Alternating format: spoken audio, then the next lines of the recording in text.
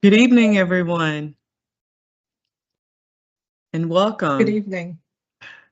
Welcome to the November 20th, 2025 Transportation Commission meeting. My name is Anumiduno Bikoya, and I am the Transportation Commission Staff Liaison. I'd like to start by saying if you're speaking tonight or if you're on the call, please mute yourselves. And when it's time for you to speak, if you can unmute yourself to speak and then mute yourself again. We have a very large agenda, and that would be very helpful. So with that, I'd like to find out if there are any speakers here tonight speaking on items that are not on the agenda. Okay, seeing none, I'd like to start with the first agenda item, which is the proposed taxicab fare increase. I will turn it over to our chair, Mr. Maradovich, and recognize that we have one speaker before we hear the presentation. So if Ms. Marguerite Gooden is on the call, if she can unmute herself and let us know her thoughts on this agenda item, we'd appreciate it. Yes, hello, I'm Marguerite Gooden, and I'm with Crown Cab, and I'd like to thank you for the opportunity to advocate for our taxi industry and Crown Cab in particular. Crown, like the other companies, has been and continues to be negatively impacted by the unregulated Uber Lyft rideshare systems. Last year, Alexandria raised their fares, and several Crown owners and about 6 to 7 months later, left our company for companies in Alexandria, stating that the fares were higher and they would make more money. I'd like to say our drivers since then have lobbied me continuously about the need for a fare increase in Arlington. And I know our drivers work long and hard and deserve an increase as they try to make ends meet. I'd also like to applaud my colleagues from the other companies as we all are sharing in this, the negative impact, and for their willingness to make some significant changes that you will probably hear about um, to our Arlington taxi industry as we attempt to attract more drivers and riders. Our taxi companies in Arlington are safer and more reliable than the ride shares and deserve to be supported. I hope the commission will agree and support our proposal for an increase in fare. This will be greatly appreciated and will help us with our endeavor to revive our Arlington taxi industry. Thank you again for the opportunity to speak. Thank you, Ms. Gooden. And now we'll have our presentation by a staff member, uh, Angie De La Barrera. But before we do that, I'd like to turn it over to the chair. Thank you. Yes, thank you. I hope all of you can hear me. As Ms. Obakoy already stated, we have an extensive agenda tonight. This is the biggest agenda list of the year for us. So I would appreciate if everyone kept their presentations tight for commissioners to keep their questions focused, and for the people that the public speakers to also be respectful of the commission's time this evening. Specifically, I know there are a lot of people that will be commenting about River House. I hope that everyone will be respectful and will stay focused on transportation related items. So I'm seeing some emails about view sheds, eyesores. These are not matters related to the master transportation plan. So I hope everyone will be respectful of each other's times. A lot of us have families, kids, and other things and other obligations this evening. So thank you. And with that, let's begin with the staff presentation. Good evening. For the record, my name is Angie De La Barrera, and I'm with the Transportation Planning Division for Arlington County. Let me pull up my presentation.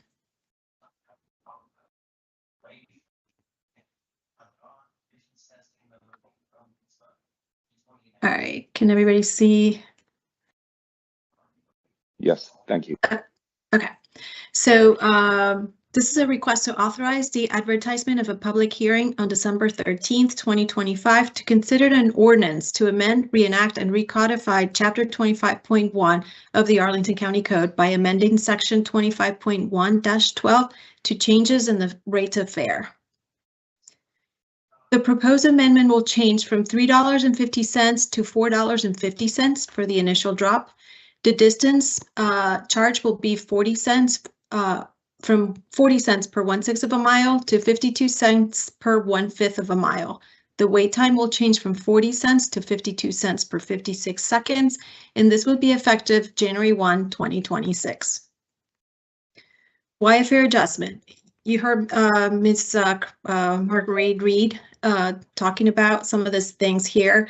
The last increase the county did was in 2023. We were the first jurisdiction to do this, and it was a very modest fare increase. The rising costs since then have continued to go up, especially in insurance and maintenance and repairs. This has impacted the driver's earnings. And since then, the region has increased their rates recently, and this would help attract and recruit drivers. How's the proposed fare, the current and the proposed fare compare? So for a 5-mile trip, the current fare is $15.50, and the proposed is $17.50. So that's a difference of $2. If you go 10 miles, the difference is going to be $3. And if you go 25 miles, the difference is going to be $6. How do we compare to the region? The light blue is our current fare, and the dark blue is our proposed. The pink colors are the rest of Virginia counties. Greens are Maryland, red is DC, and gray is the Washington Flyer. You can see the dark blue is our proposed. We're sort of within the range for the 5, 10, and 25-mile trip. The dark green, which is Prince George's counties, they're going to be looking at a rate increase next year. They have not increased it in over a decade. Also, the industry is moving to an app-based dispatch system called iCabby. It'll integrate with drivers, the dispatchers, and the passenger through an app. It'll enable e-hailing, cashless payments, and real-time tracking. It'll reduce wait times and improve service reliability, and it'll support data reporting for staff. This is a great step towards modernization that the industry is doing. And in summary, the fare adjustment aligns with regional rates. It'll support driver retention and recruitment. It'll integrate the new app, iCabby. There's no physical impacts to the county, and this would be effective January 1, 2026. So the county manager is recommending they authorize this advertisement of all the changes, and please let me know if you have any questions.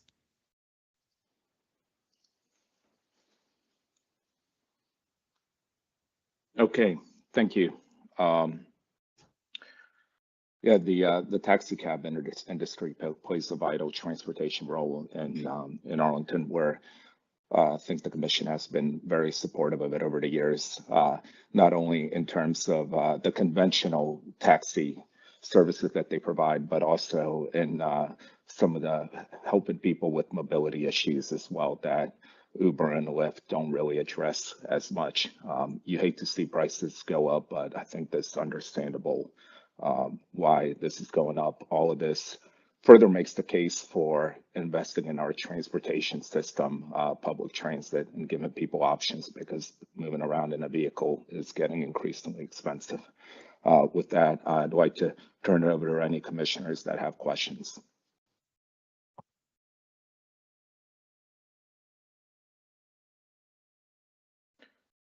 I'm not seeing any hands. I see one. You do? Adam, Theo. Oh, it's not showing up for me, but Adam, please go ahead.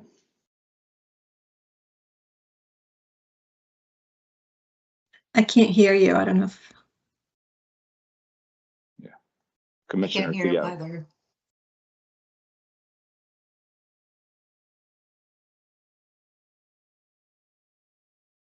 No, it looks like his screen is a little frozen. All right, let's try this. Any better? Okay, that's better. Okay. Thank you. Yeah, my question is actually not so much about the rate change, which I support, but about the app. I know that last year, I think when we last spoke, or we last heard from the taxi cabs on, that was, I think, February of last year, they mentioned the app, and it was also the year before when the app was mentioned. Is this iCabby app the app that's been worked on and evaluated, and this is what they're switching to? And presumably it is what will be the solution for our local taxi cabs, correct? Let me, who do you want to Actually, ask the question to? Angie, I'd like to just, so I know the last 2 years I have mentioned about Crown Cab, and we have invested in Crown Cab having an app, which we were one of the few smaller companies that didn't have one 5 years ago. And so it was Crown Cab. This is the first time as an industry, an Arlington industry, the iCabby would be for as an Arlington-based app. And what companies like Crown, our app would be integrated into the iCabby app. So this is the first time we've talked about, as a total industry, having a countywide app so that all of our companies would have better access to the Arlington community and the community as a whole. And so I know that, I have spoken with you before because I mentioned about Crown's app, and I don't recall us ever talking about a countywide app. So that it's two different things. And I have to say this iCabby app is one that all of our companies would have to integrate into, and we would have access as a countywide. Am I explaining that correctly, Angie? Yeah, just to add, this year we went on a quest to, because they finally, like Ms. Marguerite was saying, different companies were having different apps or different approaches, and we finally got everybody to talk about just having one app in common. So we brought 3 international companies to talk to the companies. This was, the county facilitated this. If not, we would have to done an RFP kind of approach. So we just facilitated the meetings with the companies and the app base, and then they all chose iCabby. So iCabby will represent all Arlington County companies. I believe they're also in the district, and they're different places globally. So hopefully it's it'll help.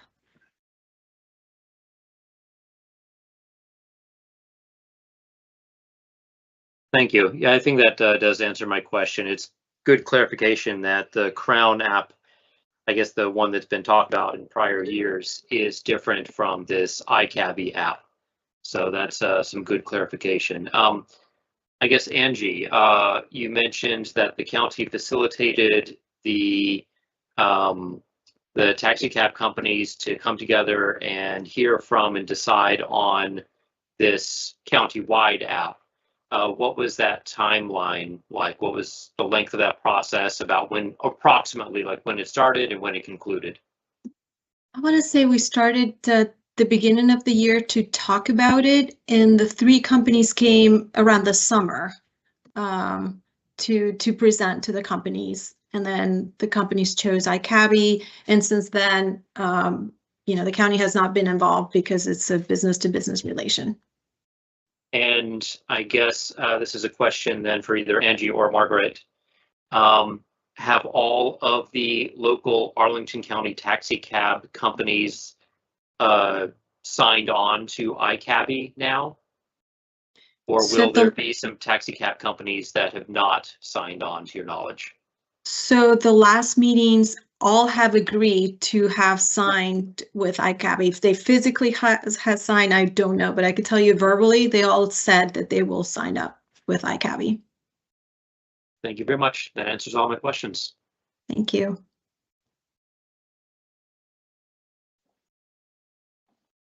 Thank you. Anyone else? I'm not seeing hands, but if commissioners have their hand up, just speak up right now. All right. Otherwise, I'm going to move to that we vote on the motion. Can I get a that we vote on the recommendation? Can I get a someone to second? I'll second. Thank you. All right. The recommendation reads as follows. The Transportation Commission recommends the advertising of public hearing by the county board on December 13th, 2025 to consider an increase in the initial drop charge from $3.50 to $4.50. The distance bay charge from 40 cents per 1/6 mile to 52 cents per 1/5 mile. And the wait time charge from 40 cents to 52 cents per 56 seconds under Chapter 25.1 taxi cabs of the Arlington County Code, Section 25.1 to 12, adjustments and rates of fares to be effective January 1st, 2026. Let me go down the names of the people, sorry.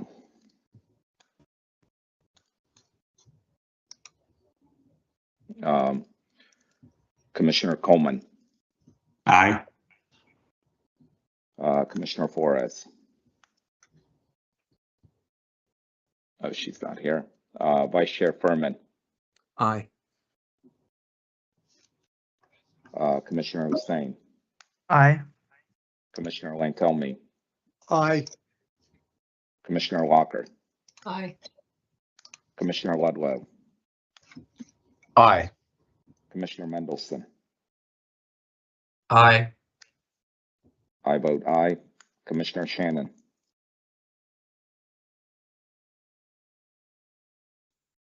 Yes, not here. And finally, Commissioner Theo. Aye. Unanimous vote, 9-4-0 against. Thank you. Moving on to the next agenda item.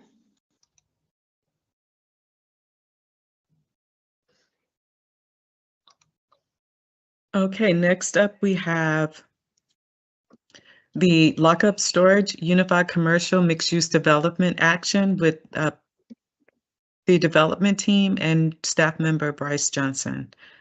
We don't have any comments on this item. Is there someone presenting from the development side on this item? There is. This is Nicholas Cummings with Walsh Colucci. I have Justin Yap from the Lockup Self Storage, a partner there, and he is going to lead off the presentation, and then there will be also slides covered by Grove Slade.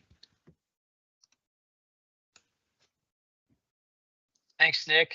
Good evening, and thank you for having us here this evening. On behalf of the Lockup Arlington, my name is Justin Yap, as Nick mentioned, and with me I have also Bob Sudan, another partner at the Lockup Self Storage. We are a firm based in Chicago who develops self-storage facilities across the country, and this is an opportunity we've been excited about and been working on for almost a year with the county and its staff. So Jess, if you could move on to the next slide.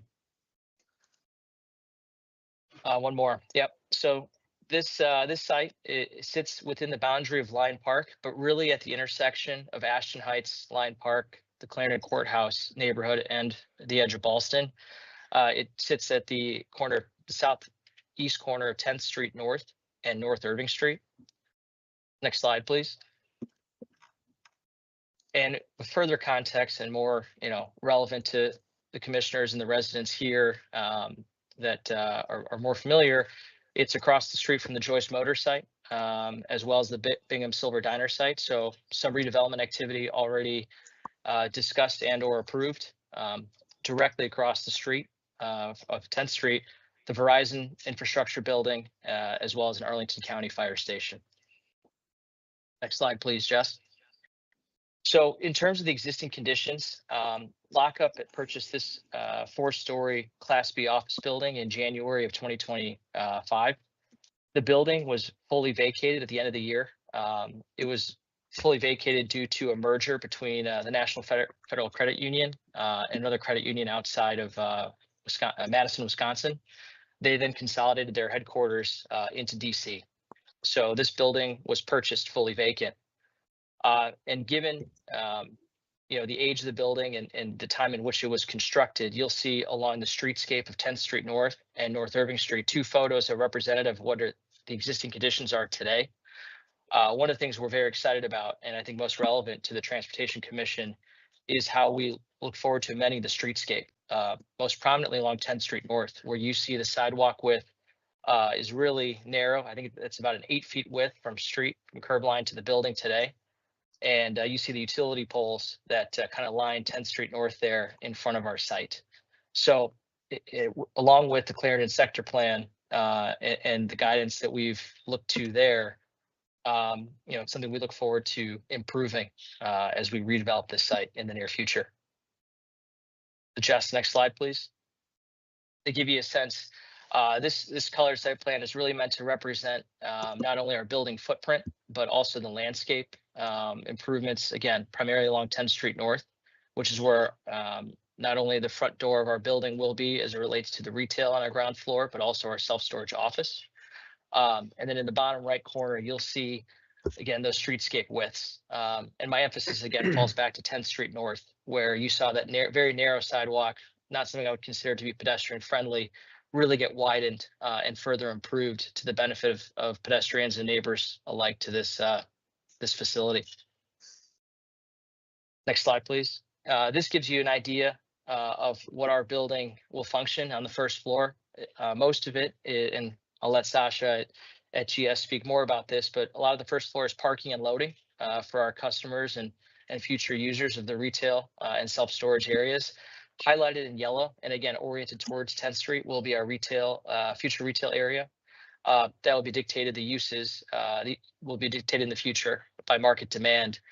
The blue is what we would consider our self-storage area. Again, where our elevator is, where our office, leasing office to service our customers. And then the green, the parking, and again, the loading spaces off there to the right. Important to call out that the parking and loading is largely going to be underneath the first floor. So in a lot of ways it is screened in that respect, but just worth mentioning. And then above, this is going to be a multi-story building. This just gives you a sense of the first floor of uses. Above floors 2 through 5 will be all dedicated to self-storage use. Next slide, please.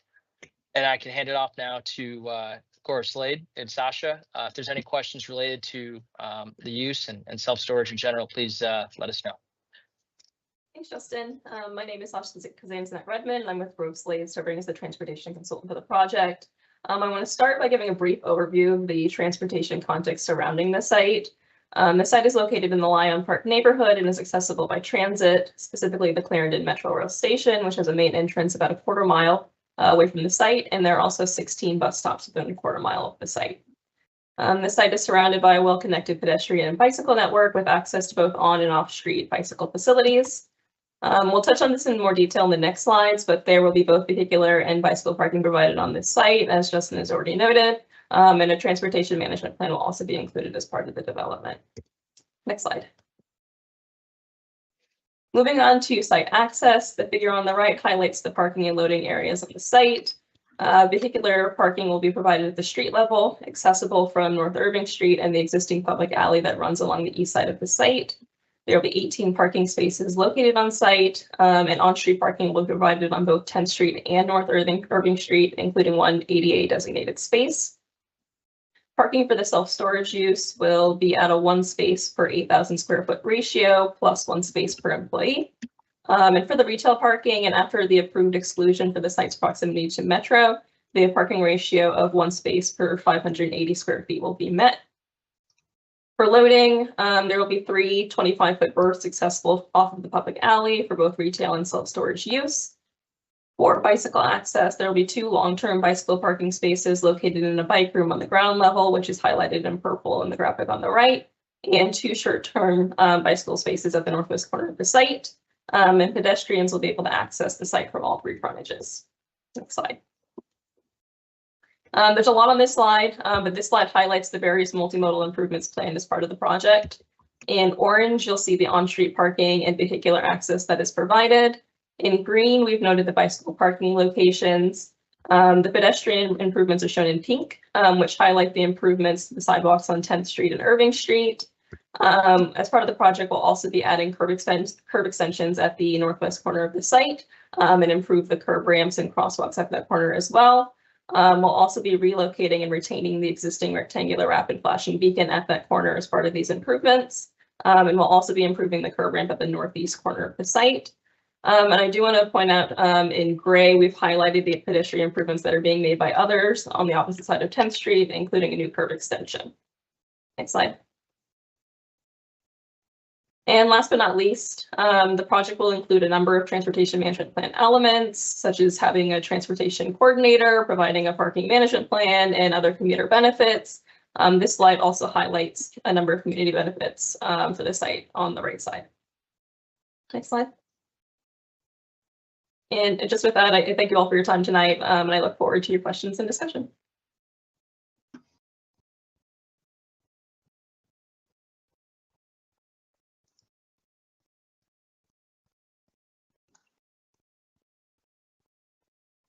Thank you. Is there anyone from staff presenting? Hi, this is Bryce Johnson with DES. All right. So let me know if you can see my screen. I should be sharing. Yeah, see it. Okay. Thank you. I'll go ahead and get started then. Thank you. So again, for the record, my name is Bryce Johnson with Arlington County Department of Environmental Services. I am the principal planner in the Development Services Bureau for this project. It is located at 3138 10th Street North. It is scheduled for the December County Board public hearing.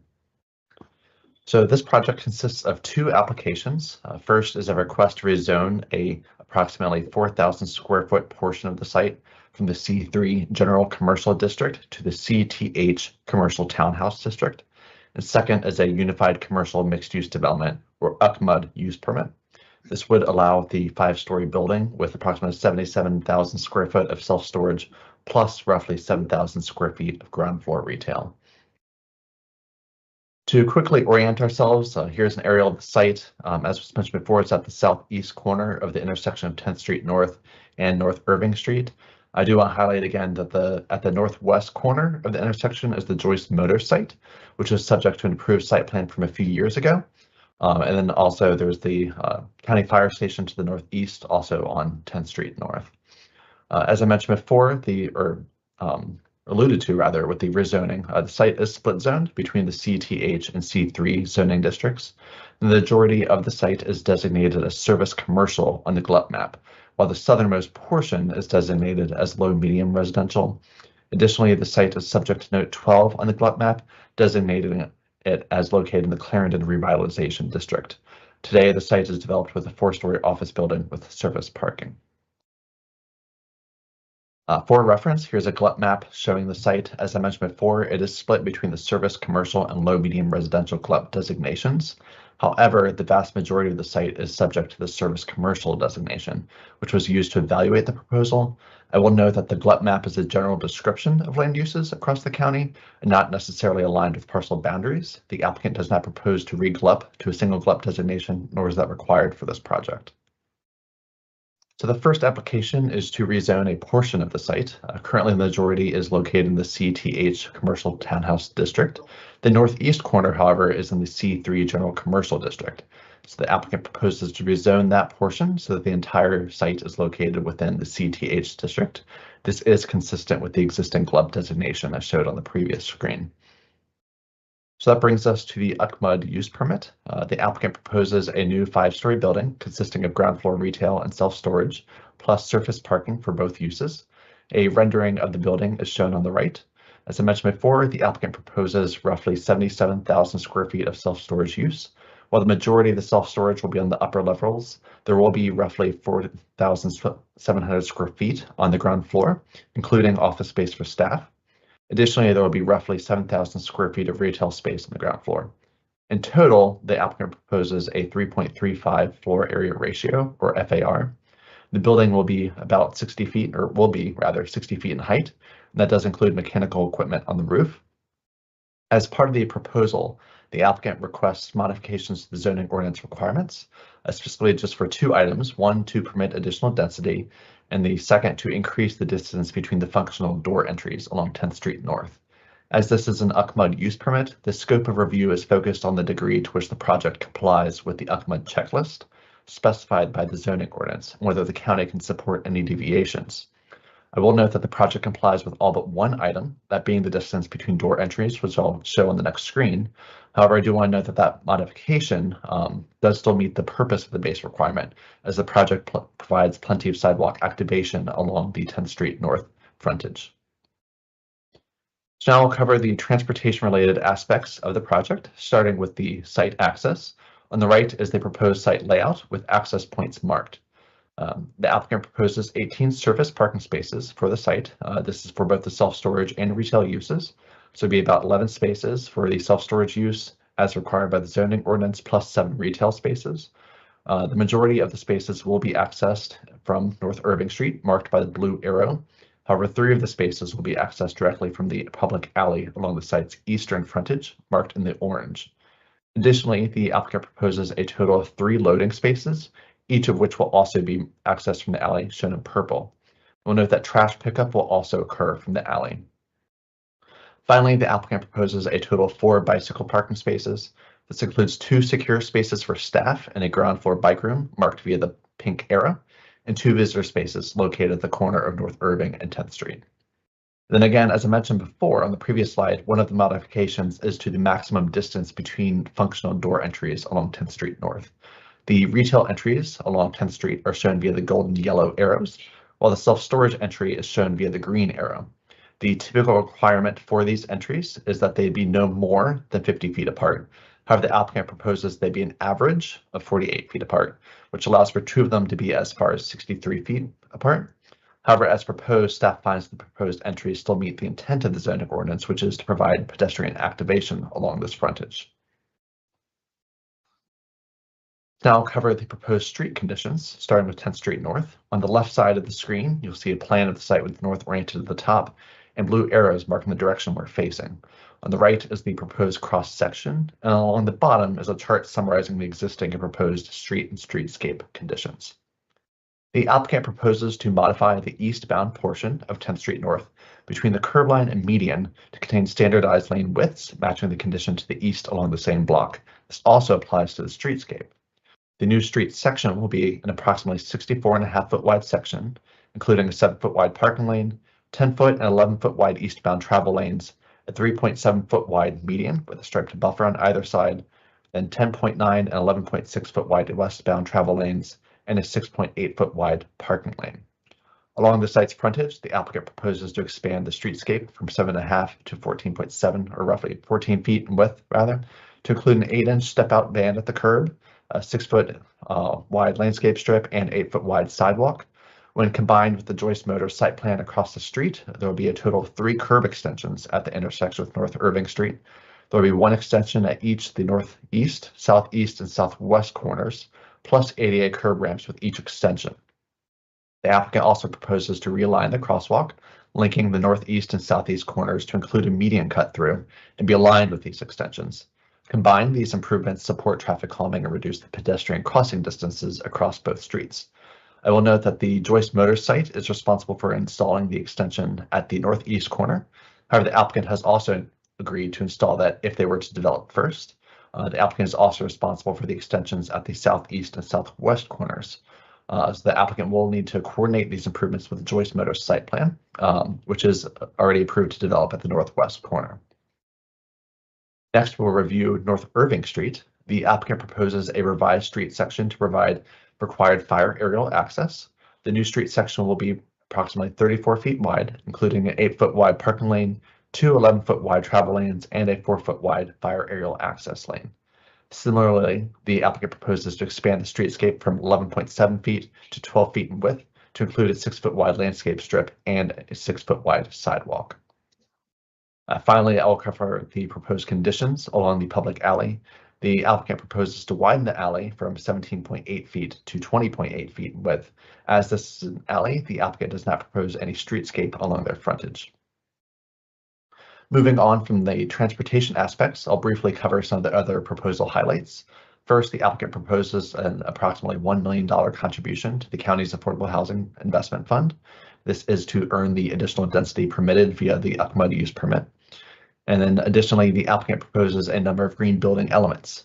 Although the applicant is not committing to any LEED certification, the proposed green building elements include EV charging for 4% of the parking spaces, EV-ready infrastructure for 15% of the parking spaces, energy benchmarking, and bird-friendly glass and other materials.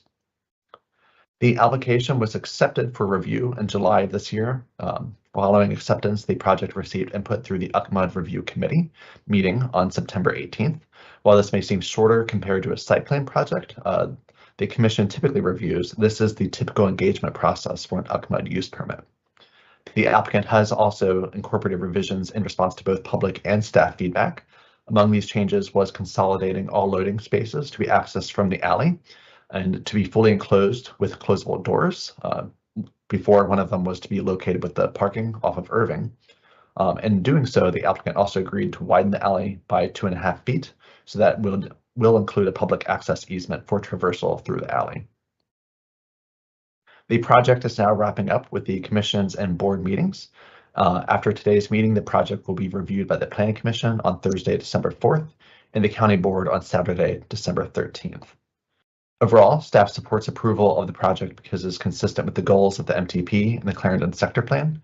As I mentioned before, the project strictly complies with all the UCMUD checklist items except for one. It still meets the spirit of that one item. This also means that the project complies with the transportation-related checklist items, including those related to street frontages, parking, and loading.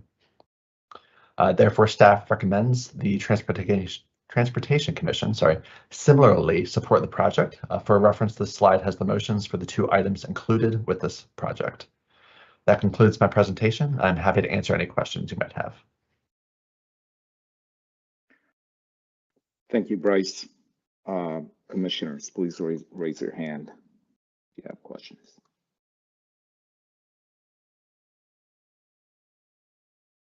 All right, hold on a minute. I see Commissioner Theo, but I'm not seeing who raised their hand first. Vice Chair Furman. Yes. Thank you. Thank everyone for the presentation. First question is for Mr. Johnson and the county staff.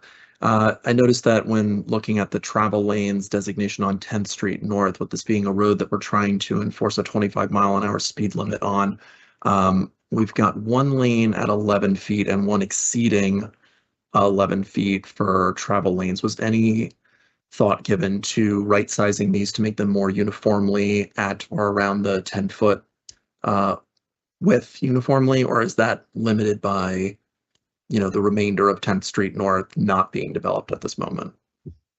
You just answered the question. It's limited by that side of the street not being developed. So I pulled up the cross section here. The project side is on the right-hand side. So they're doing a great job standardizing those lane widths. However, the westbound traffic on the left side, that's not their frontage. We did discuss it, but it ultimately just wasn't really included with the scope of the project. Got it. Thank you. And then my second question is for the applicant. Knowing that the retail will be dictated by market demand once the project moves forward and is built out, do you have any similar sized or situated properties that are around this 7,000 square foot level that you can give us examples of the type of retail we might expect in this space? Yeah, thank you for the question, Vice Chairman Furman. In speaking with our retail representation, the brokerage firms that we've used to acquire this site, but are also very familiar with, retail in this neighborhood. They do think with the existing residential, along with the future residential to come, it'll be a lot of pedestrian oriented uses. So I classify that as lifestyle, whether that be small shop, spa, salon, potentially restaurant as well. Effectively uses that serve the community and residents as a whole. We do think as it relates to just our parking and what we intend to deliver there with the site plan, it does facilitate a good number of uses. We feel like this will be good marketable space, in this neighborhood. So from that point of view, and in other facilities we own and operate across the country, we do have a number of examples where we have mixed use and retail on the ground floor. Some examples there are real estate brokerage offices, salons. So we do have experience with that across our portfolio. Thank you so much. Thank you. Commissioner Theo. Yes.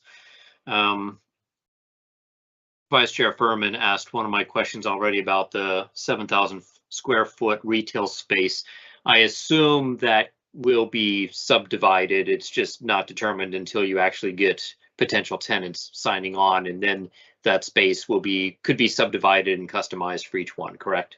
So I imagine a 7,000 square foot is kind of an awkward size. It's too large for like a coffee shop by itself, but it's too small for a grocery store. And I can't think of too many commercial uses that fit that 7,000 square foot size by itself. So I assume it'll be, it's open to be subdivided. That's the expectation. I guess my main question though is actually about the bicycle parking. There's the two that's inside the building for employees of the self-storage space, correct? And that likely would not be available to any employees of the retail space. So Justin, if you want to answer it, go for it. No, I was just going to answer the first question, and then Bryce, I'll hand it off to you regarding the bicycle parking. But yeah, Commissioner Theo, the intent on the retails is correct. Your instinct is correct. At 7,000 square feet, I think the sweet spot of most pedestrian-oriented retail is between 2,500 and 3,000 square feet. Again, it can vary on both sides of that, but we tend to see that as an average, which is why we have those kind of various pedestrian door openings as proposed today. To facilitate, that subdivision in the future if needed. So I agree with your intuition there. And Bryce, I'll hand it off to you on the bicycle parking. Yeah, so for the bicycle parking, we mentioned the 2 secure class 1 spaces. So it actually comes out to what would typically be required is just 1 for the retail staff. So that's one of the spaces. And then the second was recommended by staff for the self-storage. And as you might know, like typically it's just the racks anyway, so they're kind of meeting it. What we've been discussing as part of preparing the conditions is kind of clarifying like who this is for. So the version of the conditions that applicant team hasn't sent back yet is actually just going to clarify or simplify it rather than just say it's for employees, because there's not really that many staff that's going to be here. So just making sure that's available and flexible for the staff that are there. And following up on that bicycle parking question, something that I would personally love to see is designated space for cargo bikes near the loading bays, probably where people in vehicles would normally be coming to transfer items up to their self-storage. I guess either near the at the loading bays or maybe by any other access point that the self-storage customers could be using. But cargo bikes are becoming more and more common and used by people. I'm sure I know there are even a couple of people that are in the neighborhood, and I live in Lyon Park as well. I live about 3 blocks away from this site. And I see people with cargo bikes, occasionally, and the number has been increasing over the past couple of years that I've lived in the neighborhood. So if we as transportation commissioners and the Transportation Commission want to encourage people to use cargo bikes over traditional vehicles, personal vehicles for the neighborhood and the Roslyn-Ballston corridor, I think it's going to be important to actually have facilities and retail and services that are accommodating to cargo bikes. So would love to see some spaces that are large enough and marked off for cargo bikes. So we have a lot of parking considering the likely usage of the facility. And I bet that parking spaces that would otherwise be reserved for vehicles, we could probably even put a sign up that says cargo bikes are welcome, because quite frankly, I think that there's going to be several empty parking spaces here pretty frequently. because folks just don't come to their storage units that frequently. There's a very minimal staff. The retail parking is there because it's required and because we have the space for it. But again, the retail is neighborhood pedestrian serving.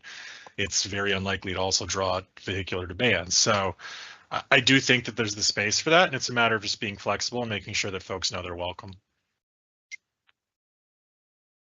I think you may have cut out, unless my audio is the one that cut out.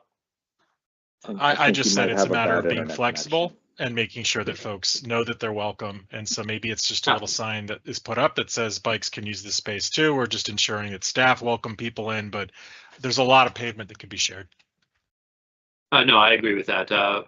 Multi-use with the vehicle parking spaces is perfectly fine, and that would definitely, as you said, since they would rarely be used, that makes perfect sense. And I think a sign would be great, just to remind or potentially nudge any future customers that, hey, cargo bike is an option to get their smaller stuff in and out of the storage units. That'd be wonderful. It would help plant a flag too for this facility as culturally Arlington, which is certainly the intent. So.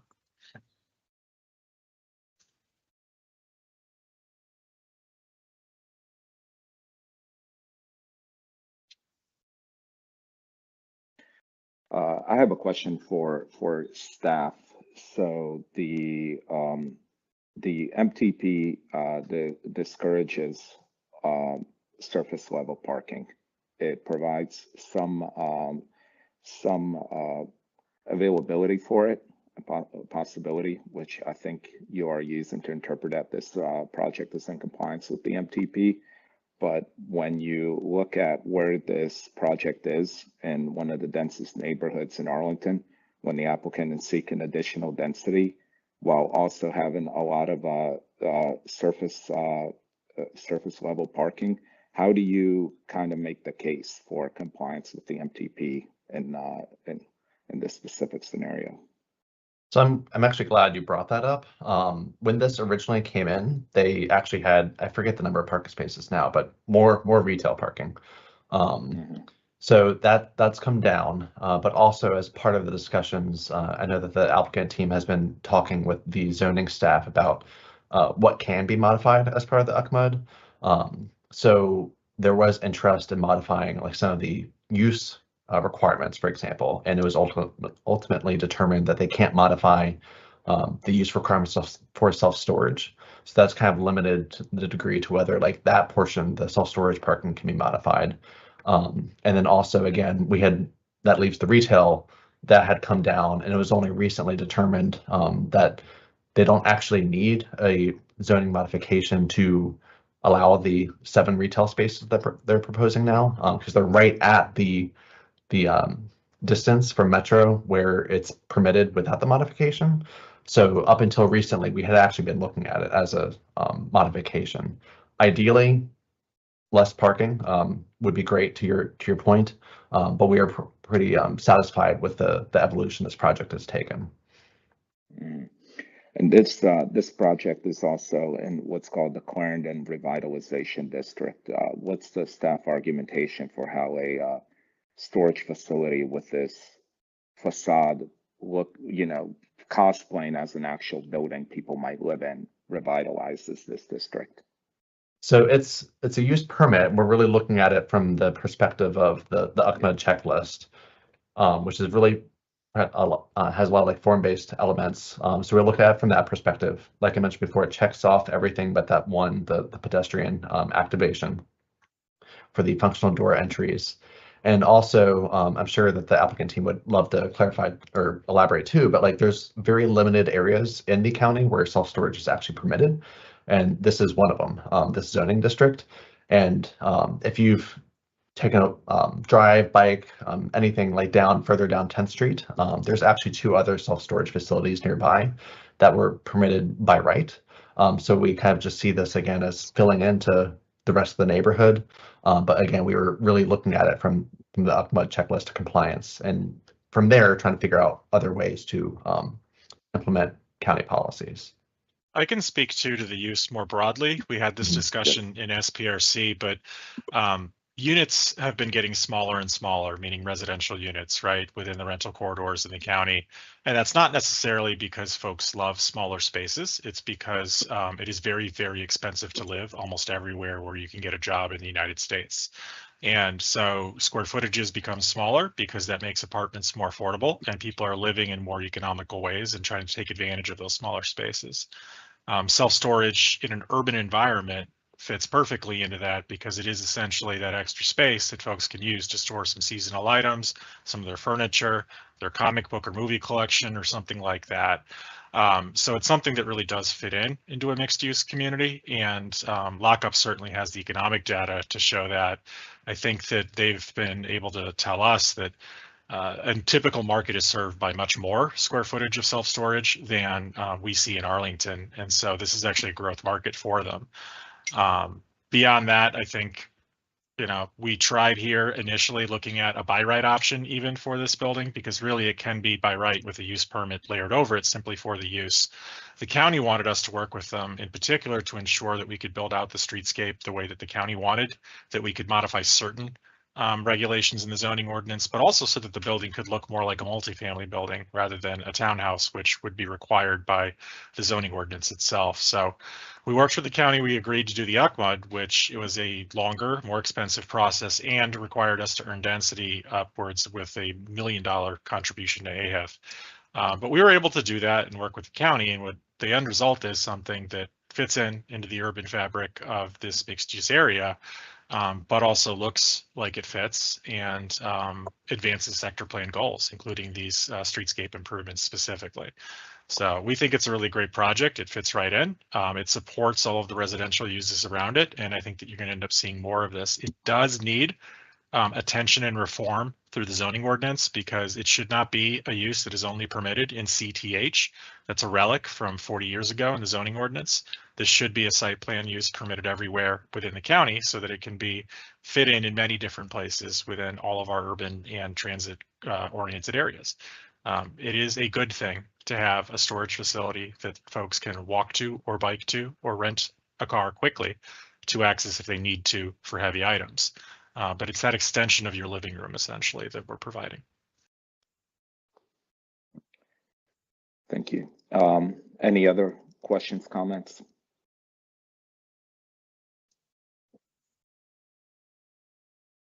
Yeah, okay. I mean, I really see this project as kind of a county policy failure that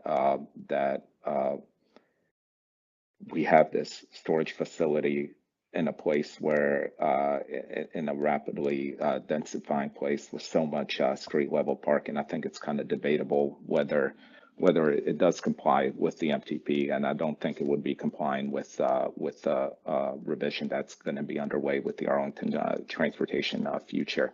That being said, I do think it's commendable that the applicant worked with the county to work on the bump outs, enhancing the streetscape. But I think regardless of what we think of this project, that we cannot criticize the applicant, that this is kind of a hole that the county dug itself in with its own policies and creating the framework for this. I think this space would be better served by a lot of other uses, despite the compelling case Mr. Cummings made about the need for more storage given the smaller units. Unless anyone has anything else to say, I'd like to move on to the votes. And if Bryce, if you could actually pull up the resolution so everyone can see.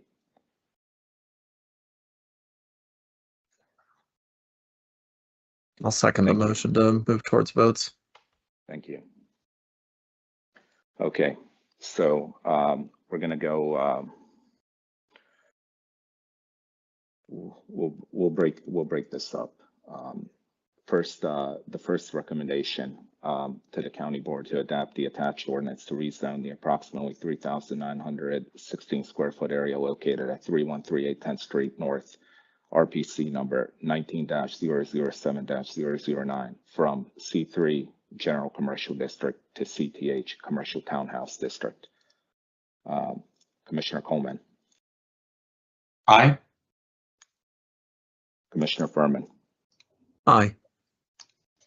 Vice Chair Furman, I apologize. Commissioner Hussain, Aye. Commissioner Lantelmi, Aye. Commissioner Locker, Aye. Commissioner Ludlow, Aye. Commissioner Mendelson. Aye. I vote aye. Commissioner Theo, Aye. okay, passes 9 to 0. Recommendation number 2.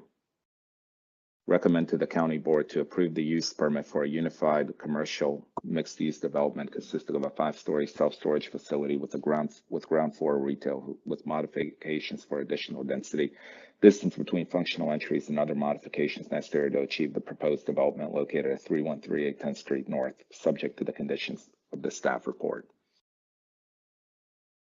Commissioner Coleman, Aye. Vice Chair Furman, Aye. Commissioner Hussain, Aye. Commissioner Lantelmi, Aye. Commissioner Locker, Aye. Commissioner Ludlow, Aye. Commissioner Mendelson. Aye. I vote aye. Commissioner Theo, Aye. that passes 9-4-0 against. Thank you. Thank you very much for all your presentations, and we'll be moving on to the next agenda item. Thank you. Thank you very much.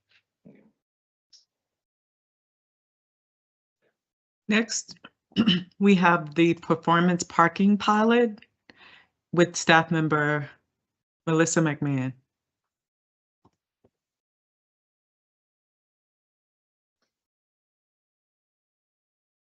Hello, everybody.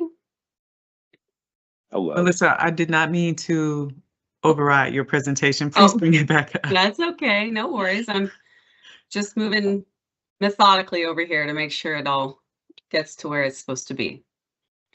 So I'll take a look in a sec. I'm sharing my screen. Although I don't see it popping up. We can see it now. Oh, you can. Terrific. Okay, so I'm going to do another thing.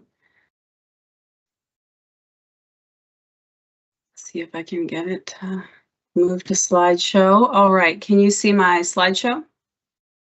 Yes. Yes, thank you. Awesome, thank you so much. Melissa McMahon, Parking and Curb Space Manager with Arlington County.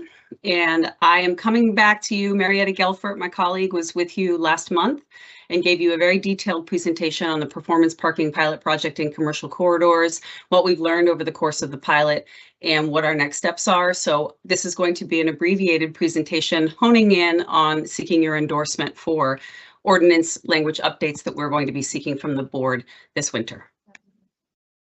So again, the action before you will be hopefully an endorsement of staff's recommendation for changes to the county code with respect to management of metered parking. As a recap, we are in the very last phase of our pilot period for this technology project. And these phases have run since 2022. And they consisted of a year of hardware installation, a year and a half of price changes, and months and months of data analysis and community outreach. I believe Marietta would have gone through in some detail our outreach program, and I just want to emphasize it has been extensive, and this is an interesting project because of the fact that it has both the traditional engagement element where we're getting out in the community through a lot of different methods in order to reach people and get their opinions and feedback on how this is working for them and what they think about its purpose. But we're also receiving demonstrated preference information through the nature of the technology itself. And what that means is essentially people are parking in Arlington, we're collecting those data, they're choosing to pay at various metered parking spaces. And that has revealed information about what people value that we don't always hear directly from outreach. We've provided many different interactive and online tools. We have extensive information on our project webpage, apps, interactive maps online that folks have been using and giving us comments on throughout the course of the project. So I'm going to roll right into highlighting the key insights that we've received. And I don't have a lot of data slides for this presentation with you tonight, but I'm going to talk about what all of that has led us to understand and then the ordinance request. Many parking spaces on our curbs are more valuable to parkers than we ever understood before. And we suspect that there's substantial latent demand and or price inelasticity that's dampening the effects of price in our busiest areas. Even with the price increases that we have implemented, we've implemented increases and decreases, but folks are maybe most sensitive to and familiar with the increased areas. In those congested areas, we still have lower priced parking options highly available within a 2 to 5 minute walk of most destinations in the corridor. So 85% of our blocks in our metro corridors are within a 5 minute walk of low priced spaces, meaning $2 or less at any time of the day. And even more blocks are within walking distance of places that may be at one time or another of the day a lower price, but they peak during a middle part of the day. Only about 40% of the people who park pay. We also know that this is likely contributing to the sense of price inelasticity because some people are parking and they're not paying attention to the rate. So that is a factor, but being able to track both the behavior of parking and the behavior of payment separately gives us a whole new set of tools for helping to manage the curve. We need more time for parkers to become familiar with our new rate maps, our digital displays, and our online tools, and for the price options to start to influence behavior in a more consistent and significant and measurable way. We also need more time to isolate seasonal variation in parking behavior from the influence of prices and information. And again, to highlight, we did find that at least during this period, our higher meter rates were not related to people's willingness to pay for parking. And basically what that means is the payment compliance rate in our highest price spaces at the highest price times of day were as much or more than places where it was lower cost. So we think that there are other things at play than the price itself that are reflecting people's willingness to pay on the street. We also want to highlight that when asked to rank people's parking priorities, and we gave them a choice of close to where they want to be, easy to find parking, or cheap parking, it was split over 1,000 people that we consulted on this question. The top priority was split almost precisely evenly into thirds. So a third of the 1,000 people that we asked the question selected close, a third selected easy to find, and a third selected cheap as separate top priorities. And so functionally, what that tells us is the management approach that we use on the street needs to help ensure all three priorities are possible at some point, time, and location in the day when accessing the community, though we know we can't achieve all three of those things at the same spot. And so that brings us to our request, which is at the board's December meeting, we will be requesting to authorize the advertisement of a public hearing to consider an ordinance to amend, reenact, and recodify Chapter 14.2 Motor Vehicles and Traffic of the Arlington County Code by amending Article 1, Division 2, Subdivision D, to amend the way parking meter zones are managed. And the board action on this advertisement will be expected at the January meeting. The purpose of the change is to continue our performance-based management of metered spaces. So practically speaking, we're not proposing to change a lot from what we're doing today, but we're proposing to make changes so that we may continue to do what we are doing today. So this maintains all the same functionality of our current code, the one that we've been using for the last 1.5 years. The changes differ from our current temporary ordinance in the following ways. We are removing a reference to a sunset date. The current temporary ordinance sunsets at the end of February, and so if we do not propose an acceptable replacement by that date, it will revert back to the language that was in the code prior to our pilot period. And for those who are less familiar, what the code used to do was just tie a time limit at a meter to a price. So it was hard coded into the code. Every space that was a 2-hour space would be $175, and every space that was an 8-hour space would be $150, and so on. And the only way to make changes to the meter rate structure under that kind of framework was for the board to go in and decide to increase each of those codified rates that were tied only to a time limit and not to any other factors. So we don't want it to sunset.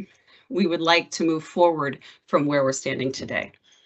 We are also proposing to remove the geographic restriction to our pilot area. Our pilot area covers most of the Roslyn-Boston corridor and the Route 1 sort of Pentagon City, Crystal City corridor.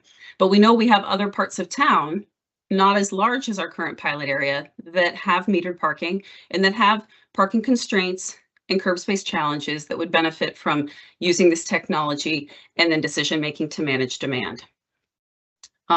We are also proposing to remove the reference to a maximum frequency of rate changes. This is primarily for simplicity. The current language states that we will not change the rate any more frequently than once a quarter. The board could opt to keep that language in. However, we anticipate we won't be changing rates even that frequently in any comprehensive sort of full countywide or area-wide way, but rather the major changes would be less frequently than once a quarter, maybe once every half year to once a year, based on data analysis. But there might be other kinds of changes we have to do periodically that I would call more technical corrections when we find that rates didn't hit meters in a certain way. We want to make sure that the code is very clear that we're allowed to make those technical adjustments. And there might be adjustments to the shape of areas that have a certain price. Those kinds of technical adjustments would be better facilitated by language that was less restrictive in this case. And finally, we are proposing to increase the maximum possible rate per hour that could be assigned at a meter from $5 to $7. Currently, the highest rate that we have on the street is $4.75, and it only hits 2% of the spaces that we have in the pilot project, and that's only for a period of the day. It's not for the entire day. So the highest rates that we have on the street today are not very common, and we don't expect them, frankly, to go much higher. But we want to keep on the table the fact that based on our data to date, we aren't seeing a lot of elasticity of demand based on price. And as we work with the police department to use more data-driven decision-making and supported enforcement strategies, as we work together to increase people's awareness of their price options and their understanding of how easy it is to park around the block instead of at this really high-priced place, we want to make sure that as we raise awareness, and if we see price sensitivity, that we leave ourselves the wiggle room to continue to use price to manage demand on that high end of the spectrum. So that's the rationale for creating an additional buffer besides the 25 cents really that we have right now at the top of our rate structure. And with that, that's really the summary of the changes that we're requesting. We request the Commission's endorsement of us proceeding with the advertisement of these proposed ordinance changes. And I certainly welcome feedback and questions from you at this time.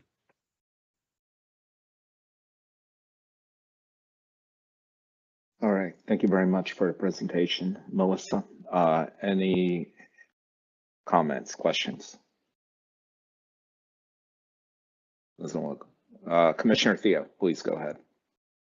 Yeah, not a question, since we were briefed on this last month, as you mentioned, and I've tracked the program since it started. I'm very happy with the results so far.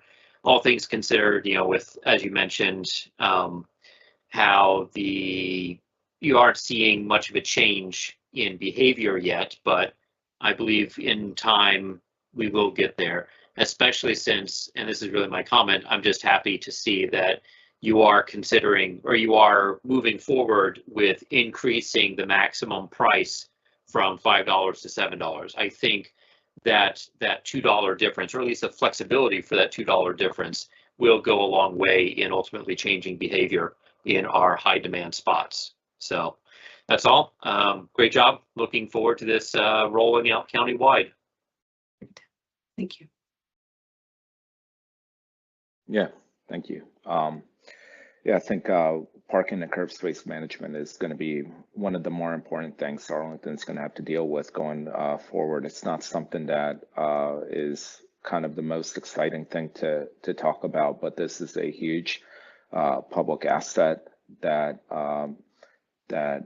impacts a lot of people's lives and how they move around. And I think like what you said, only 40% of the people actually pay. You know, it's interesting how there's so many headlines of fare evasion on buses, on metros, and this goes underreported, but this is something that land that belongs to the county, that's a significant asset that costs a lot of money to maintain, and a lot of people are using it without paying their fair share. So I think anything that can work in a more data-driven way, not a cash grab, you know, but like how to manage this county land in the most efficient and fair manner. Any information that can contribute to that is useful, and I think this project does that.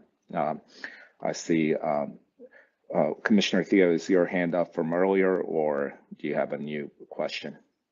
No, it was up from earlier. Just took it down. Thank you. Commissioner Ludlow, please. Yeah, if you could kindly summarize, and forgive me if I've missed this somewhere, what the general strategy would be in the future for two things. One would be for deliveries, freight specifically, and how that comes into play. And number two would be kind of the curbside pickup and delivery. At least in my experience, when I'm especially driving through the Ballston-Roslyn corridor, a lot of the issues around bottlenecks, queuing, and congestion seem to be related to the double parking of vehicles that are picking up food, I think, or dropping it off. I think I've and it does not seem to be enforced. So just curious about those kinds of things, because with this, my understanding is that this now removes the geographic restrictions, that this opens up more possibilities in the future. So just wanted you to maybe address those two items. And if there's something I've missed somewhere, please kindly direct me to it. Could you just before I dig into it, clarify for me how you would distinguish your question about freight from your question about pickup drop off? So on the freight side, you're typically talking about a box truck, like a single unit truck. It could be two axles, it could be three axles, it could be larger. And making a delivery, you know, maybe to a restaurant, it may be something else. There needs to be a parking space for that truck to be able to deliver what is being delivered. It's typically staffed by a professional driver and somebody who's used to moving either palletized cargo or something else around to and from there. And there's plenty of parking. There are plenty of loading docks at buildings, but we still see this happening in some places. And I'm taking that apart from what it's often called micro freight, and that would be the daily life stuff, the Uber Eats delivery or pickup. And the DoorDash, that kind of stuff. So, or even Amazon drop-offs, which are really, really fast. Yep. Thank you very much for that clarification. So we're looking at this on a few different fronts. One is that by using this technology and the data that we have in it in some new contexts, as we can expand potentially not only outside the project area, but also using this technology in certain established short-term parking spaces, commercial loading zone spaces that were excluded from the base scope of the pilot. We will begin to start to beef up our data set around how those spaces are currently used. So an example is that we have a very small data set currently of spaces that started out as metered parking at the beginning of our project. So we put sensors in, but we have since changed them to be 15-minute parking spaces due to requests from area businesses or neighbors using that curb, noticing malfunction of the curb. And so we have this set of sort of a funny sample of before after that started as something like 2-hour metered parking and became 15-minute parking. And we have a sensor to tell us if there's a difference in behavior. And what we've seen very high level on a very small sample is that the signage does seem to have a not insignificant effect on the duration of stay. So that was actually really good news, and we weren't sure we were even going to see it, because what we tend to see and what we're seeing in general is that people don't read a lot, right? People don't read the signs. They do what is most convenient most of the time, but there was some influence there. So we'd like to keep seeing that by using this technology and using it to understand. And so the ordinance is really about the way we set prices at meters, so spaces that are metered, but the project as a whole obviously goes beyond that. Another thread that we're pulling when it comes to both your micro and freight, your two sets of commercial activity on the curb, is we're looking at complementary technologies that we can weave into our technology framework here. So an example of that would be targeting areas where we see excessive problems with the double parking, blocked bike lanes, blocked travel lanes, that kind of thing, with fixed camera assets in the right of way that can focus on those smaller areas, and that might be able to couple with a payment schedule for that land use type, for that curb space type, which we don't have today. We make commercial loading zones. We make our most valuable areas free, right, in our current price schedule. As soon as it gets really high demand, we make it free 15-minute parking or a commercial loading zone. So we have the ability to leverage technology potentially in the future to couple into this. So we're looking at those. We're looking at how promising they might be to allow us to tackle some of these particularly difficult sections. And we also are just looking at ways that we are using the data we have from this project to explore how there might be some really basic things about how we design the curb that we aren't doing quite right. An example of that is that we've got some complementary data from a different study group. So it's not based on our project, but it's the Kimley Horn System Optimization Project that was studying our study, looking and following along at our data, collecting their own data. And they were using camera technology for a time on some study sites to look at double parking data. Now, while we don't have conclusive information about double parking through that camera data, because ultimately they had to do too much data cleaning of the camera information to have it really come to what they wanted to for fruition. What we did see were a lot of examples of double parking that was happening even when the curb was free. So you think it's because the curb is full and that's why someone's parking in the travel lane. But in fact, there's some other natural phenomenon going on there. I don't like to parallel park. It takes too many seconds to parallel park. So I'm going to park here, get out, walk across an empty curb lane to go in and do this pickup and come back again. Same with large vehicles. We see this a lot with the bigger trucks. They don't pull into the curb lane because they think they're too big, or the space isn't, the geometry of the space is not suitable. So by seeing this and marrying it with our occupancy data, we can actually troubleshoot the design of our spaces. So we might start making our 15-minute spaces longer, or placing them at a part of the block where it's easier to pull into. So people are more likely to actually just pull all the way in to the curb instead of leaving their vehicle in the travel lane or in the bike lane. So that's like maybe a long way of saying there's some new technologies we're looking at. There's some new techniques of using our data, and there's some other sources of data that we can use for observation that we can marry with our existing data set and our growing data set to tackle these two particular problems. Thank you. Yeah, I would just I would urge you to continue to look at the double parking problem, and then also just as you're moving forward, consider the kind of the daily life pickup stuff as well as the goods movement to and from businesses in Arlington. It's almost entirely delivery since we don't really manufacture or make anything here. And I would say if you want to look at some places that are kind of cutting edge with respect to this, Seattle DOT NYC DOT are just a couple that come to mind. So thank you. Thank you very much.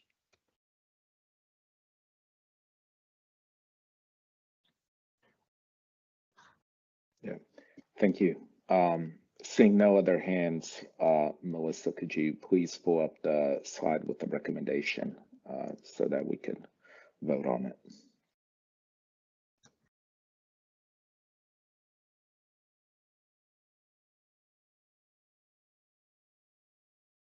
It's not as fancy as the language Okay. that you get. I was waiting for the rest to load. Yeah, there's no, it's Yeah. not as formal as the, I Yeah. mean, I can, Yeah. this is the No. slide that has the thing that Yeah. will be at the top of the board report. Yeah. Thank you. Yeah. So it's this one at the December staff will request to authorize the advertisement. Okay. Can I get a second to vote on this recommendation? Seconded. Thank you.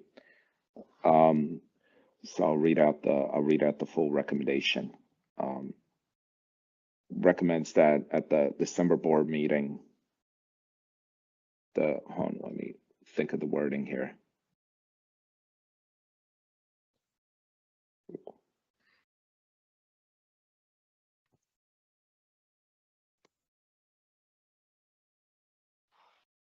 So I would just say, Yeah. feel free to endorse the advertisement and or the language itself, like the, which was in the packet of materials provided. Yeah. So you can do either or both. The Transportation Commission endorses the advertisement, and we'll get to voting on that. Commissioner Coleman. Aye. Vice Chair Furman. Aye. Commissioner Hussain. Aye. Commissioner Lane Telmy. Aye. Commissioner Locker. Aye. Commissioner Ludlow. Aye. Commissioner Mendelson. Aye. I vote aye. Commissioner Theo. Aye. Thank you. All right. Thanks a lot, Melissa, and that concludes this agenda item. Moving on to the next one. Thank you.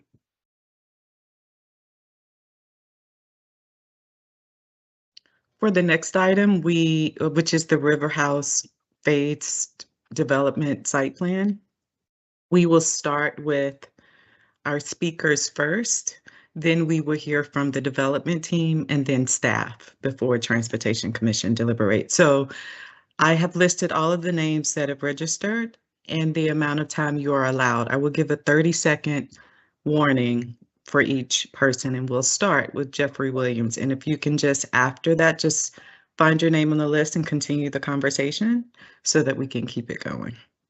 Thank you. So, Mr. Williams, take it away. Thank you.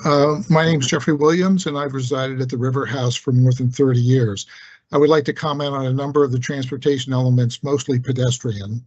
First, the Joyce Street road diet and pedestrian improvements. The Joyce Street upgrades will enhance the safety and reliability for pedestrians and cyclists. The current 5-foot sidewalks between the James and Potomac buildings is narrow, uneven, often muddy, creating hazards. I am very happy that the proposed improvements will extend the entire distance from Army-Navy Drive to the Walgreens crosswalk. This is well beyond the current 4.1 site plan, but within the PDSP boundary. Adding the protected bike lanes and reducing vehicle lanes will make crossings safer and set a new standard for this area. Next, I'd like to move on to the N1 interim open space, particularly the connection to crossing Joyce Street. ADA compliant ramping at South Joyce is necessary, but many residents want stairs from South Joyce to the top of the ramping for a quicker walk to the metro. Although stairs are planned in the full build-out, they may take years to complete. Can stairs be added within the Northeast N1 building footprint to provide another route in the interim condition? Next, I'd like to move on to the upper primary green ribbon and the 15th Street spur. The unobstructed view corridor, which includes the primary green ribbon for Virginia Highlands Park to Arlington Ridge, is required by the sector plan. The current 4.1 project delivers the upper section of this primary green ribbon route. Creating a safe tree-preserving pedestrian route up the steep slope was difficult, and the initial proposals did not meet expectations. The final design addresses terrain challenges and meets sector plan goals. The addition of seating areas at the landing zones as the ramps ascend towards the 15th Street spur will add intimate refuge areas for casual conversations, and the refuge area at the top will offer perspective views towards Virginia Highlands Park. The county needs to address the pedestrian connection at the top of the primary green ribbon where it meets the 15th Street spur. The spur is mainly used for guest parking by a nearby condo and lacks a sidewalk on the northeast side up to Lynn. This road is very steep and difficult to climb, so most users will not proceed further than the refuge at the top of the ramps until a better facility up the spur road is built. Finally, I would like to say that I'm really pleased about the Southern Green Ribbon route as currently submitted in the plan. 30 seconds. But the missing piece is the connection to the Hume School, which currently is served by decrepit stairs. I realize it's out of scope for this particular site, but the community would like it, and it's a missing pedestrian connection. Thank you. Thank you, Mr. Wells.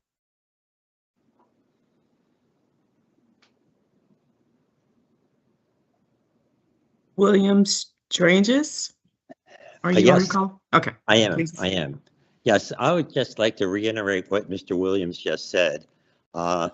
We live up at the representative at 1101 South Arlington Ridge Road, and we're really concerned about the connectivity between Lynn Street and Joy Street. It's particularly access between buildings in 1 and in 2, and what's going to be done to accommodate the many pedestrians that walk down from either the Horizon House or the Cavendish, those condos up on the hill, how they're going to commute or walk down to the metro.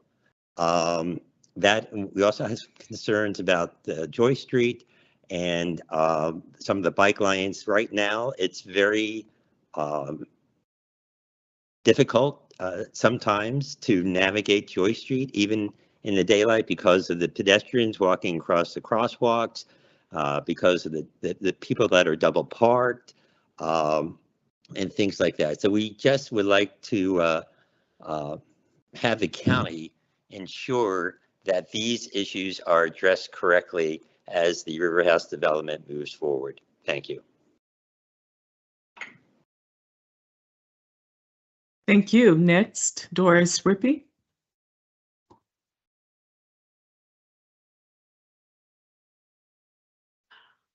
Hello, my husband and I are 23-year residents at the 1515 South Arlington Ridge Road property, which is now the Pentagon Ridge condo. We support the plan to redevelop the River House property and add extra housing stock to the neighborhood. However, approval of the plan should be paused until a comprehensive transportation study is conducted. We urge the Transportation Commission to not endorse the phased development site plan now, but instead have the county require a more comprehensive and inclusive transportation study before considering approval. Of particular concern is the designation of the 15th Street spur as the project's primary green ribbon, which is unsafe. It should not be the green ribbon for this project. Vision Zero is the county's safety framework for transportation, the aim of which is to reduce conflicts between vehicles and vulnerable users, not manufacture them. So as I speak, please visualize the scenes I describe.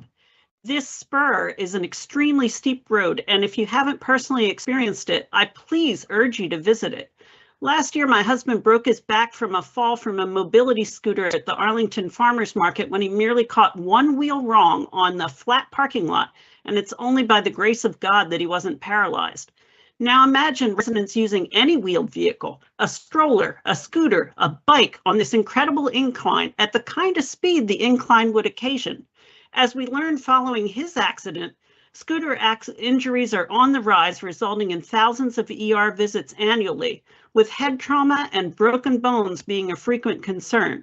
Imagine the danger that wheeled vehicle users would face and pedestrians using the spur's steep incline. It would only be a matter of time before there would be a serious injury, which you could avoid. The likelihood increases because the 15th Street spur is our condo's only access for garages, delivery trucks, garbage collections, vendors, and moving vans. And it is not only used by our guests, as the other commenter mentioned. It is certainly not. It's used by many different types of folks accessing it. Imagine a cyclist or a scooter user navigating this green ribbon. In their peripheral vision, they spot a moving car or truck. Startled, they make a sudden micro correction and they're thrown from their scooter or cycle. They incur a serious injury. Introducing pedestrians, cyclists, and scooters 30 onto that seconds. spur would create exactly the kinds of conflict Vision Zero is meant to avoid. Again, Vision Zero is the county's safety framework for transportation, the aim of which is to reduce conflict between vehicles and vulnerable users and not manufacture them where they don't already exist. The 15th Street spur should not be the primary green ribbon for this project. Thank you. Thank you. Carol Wazer? Yes, and I'm having some trouble turning my camera on for some reason, but maybe that did it. In any event, I agree with much of what Ms. Rippey just said. I agree with many of the comments that were made by Mr. Williams, including concerns with the N1 ramping, and as expressed by Mr. Strange's, the connectivity that would bring to Lynn Street, or the lack of connectivity. And the concerns also about crossing Joyce Street, as well the connection to the Hume School.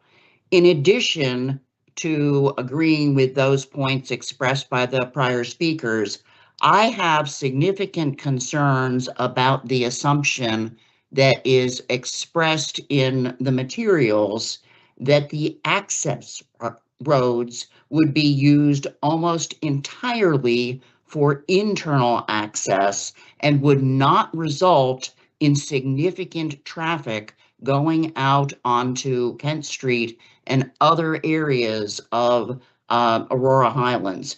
There is very heavy volume on Arlington Ridge Road at both travel peaks for commuting, both in the morning and in the evening. The volume is extremely heavy on Arlington Ridge, with the access ramp to 395 Washington Boulevard and 244, and it continues on all the way down to 23rd Street. Therefore, it will be very attractive option for people to consider whether they can use those internal access roads and go through to 23rd Street when they're traveling down to 23rd and Route 1 to the airport to Alexandria. And I think that will bring very significant additional volume into those areas that is not reflected in the study, in the report that was presented.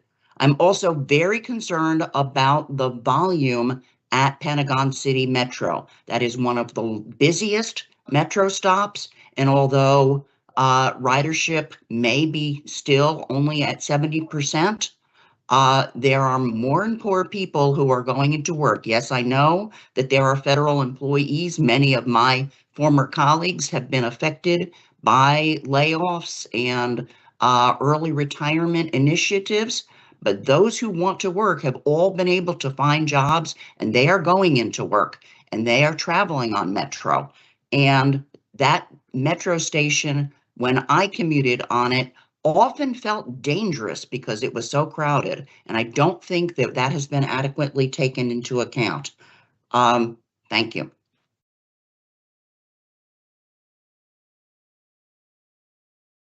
Thank you. Next, we have Tia Osterberg. Hi, my name is, can you hear me? Yes. All right. Hi, I'm Tia Osterber, and I have recently purchased a condo at the Pentagon Ridge Condominium Association, which is the condo community at the top of the 15th Street spur. And I just wanted to speak some concerns regarding the plan for the high volume pedestrian ribbon that is supposed to now dump onto this 15th Street spur. This plan simultaneously unfairly disadvantages the condo community that's here on the 15th Street spur, while simultaneously not providing a safe access for disabled people to be able to get up to the South Arlington Ridge Road and Lynch Street communities at the top of that hill. Basically, it takes away all the street parking adjacent to the condominium, the residential area here. There's no waiting space. Disabled visitors will lose a way to park and be able to have elevator access from down where the garages are.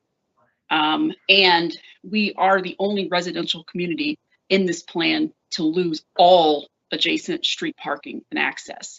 It removes simultaneously delivery parking, so none of the people who are delivering to this community are going to be able to come down onto that spur and park now, which is going to force them to park in the street on South Arlington Ridge, right off of what my friends who've already spoken talked about, this very busy intersection at the entrance to 395 and the sort of conjunction of highways that's right off of South Arlington Ridge Road. I've seen them do that before, and it kind of starts to cause a backup into the intersection, which is a very dangerous situation, especially since that curve is a very sharp curve and it's hard to see around, even when there's nobody stopped on that particular corner. And it dumps a high-use pedestrian path right in front of the garage entrances to this condo community, which, as has already been mentioned, creates another danger issue. But even if all of that wasn't going on, this plan doesn't actually provide a useful way for disabled people to get up to 30 seconds. These neighborhoods. That is a very steep hill. The Lime cannot actually get up the sidewalk on the side of that 15th Street spur. There's not enough power. I would dare anyone to get a wheelchair and try and get up to the top of it. So while getting rid of all the adjacent things that are going on here, also not a useful plan for what needs to happen. And it seems like it doesn't have to be that, because it can be run a couple hundred yards to the north of here and not create all of these. Time is up. Thank you. Thank you. Next, we have Suzanne Beauchot. Boisseau. Thank you. 2 N's in Suzanne. Good evening. I have been a property owner at Pentagon Ridge since 2018. As you've heard, one of the elements of the River House PDSP is the connection of the green ribbon to the 15th Street spur. This street serves as the access to our garage entrances. Due to the existing grade of the street, an accessible route from Lynn Street to the green ribbon is not possible here. I request that the Transportation Commission require the access to the green ribbon be relocated and redesigned to better accommodate all pedestrians and cyclists. If you understand this issue, that the plan prioritizes a view shed of Virginia Highlands Park over the safe accessibility to that viewpoint, you cannot logically endorse this plan. If you do not understand this issue, you absolutely should not endorse this plan. That is all.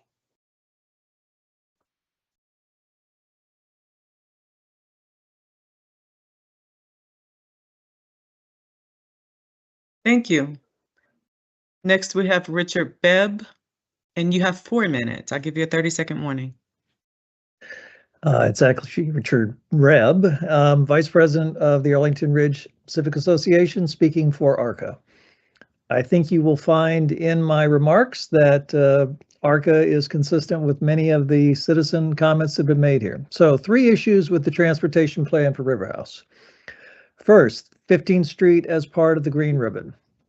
15th Street is a stub road used by residents of Pentagon Ridge condominium as their driveway and services road. It's narrow, steep, and has no sidewalks. The issue was raised many times in the LRPC and the SPRC about it becoming the primary artery for the Green Ribbon on the southern end of the parcel, channeling bike and pedestrian traffic up to Arlington Ridge. Create safety and quality of life issues for the residents of Pentagon Ridge. For a Green Ribbon that existing residents do not necessarily see as a benefit.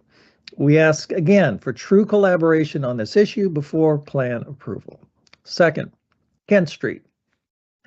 In the design, Kent Street is changing from being a minor exit from Riverhouse to becoming the primary north-south arterial from Arlington Ridge to the single-family area beyond Riverhouse.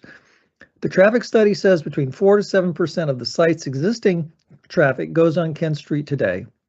The projection is it will receive only 5% of traffic from expanded development. We think this significantly understates what will happen as the nature of the road is changing. It will be used not only by residents of the site, but by others coming down from Arlington Ridge via Lynn Street to avoid the intersection at Army and Navy that's already today becoming a clog to get to Pentagon City. This is of concern because Kent Street and most roads in the neighborhood south of Riverhouse are all yield streets, meaning traffic can go only in one direction at a time, and many of the areas there are no sidewalks. So we believe as part of this project, the transportation should require that sidewalks be put on both sides of Kent Street, they're piecemeal today, and put 4-way stop signs from Riverhouse south to 23rd Street on Kent Street. Third, confidence in the traffic projections. Our Arlington Ridge neighborhood, the 22202 zip code, has a very restricted road network. If you add more traffic than it can handle, you will get gridlock without available land to fix it. The proposed development adds nearly 3,000 new housing units and additional commercial space, tripling Riverhouse, which is already the 3rd largest housing complex in the DC area. On pages 88 and 89 of the traffic study, the applicant shows data they collected from counting cars, bicycles, and pedestrians at a large number of intersections. Today, vehicle traffic dominates by a large margin. In our mind, this raises the question whether the project's traffic mix assumptions for the new residents on page 80 of only 20% vehicular traffic are correct. That assumption is based on studies of section of Pentagon City closer to Metro. And we can assure you that that statistic is not accurate for our residents on the Ridge or for the neighborhoods south adjacent to the parcel. If you look at the transportation mix for other areas of Arlington, Roslyn is 32% vehicular, Clarendon Courthouse is 39%, North Arlington is of course 76%. The 27% statistic used in the study feels to us unrealistically low, particularly since there is no validation for it in this area being further away from the metro station. This puts into question the peak transportation estimates of the study. We believe the traffic implications of this huge project need more careful analysis, in particular the testing of assumptions. Therefore, we urge you to send the applicant back to deliver an improved fact-based analysis as opposed to just assumptions and projections, so the full transportation implications of the project can be understood and planned for appropriately. We urge you to defer approval until these issues are addressed, as well as remediation of Kent Street should the project move forward. Thank you. Thank you. Good evening, Commissioners. I'm Tina Muse. I've lived at the Pentagon Ridge condominium for 8 years, and I've submitted written comments for the record that I hope you will read. Tonight, I'll focus on the 2 most urgent issues, equity and safety on the 15th Street spur.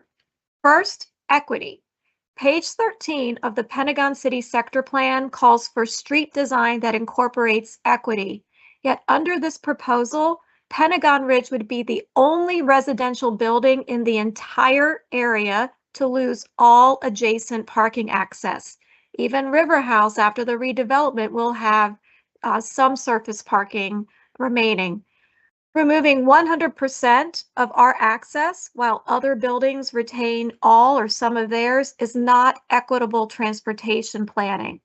Second, the 15th Street spur.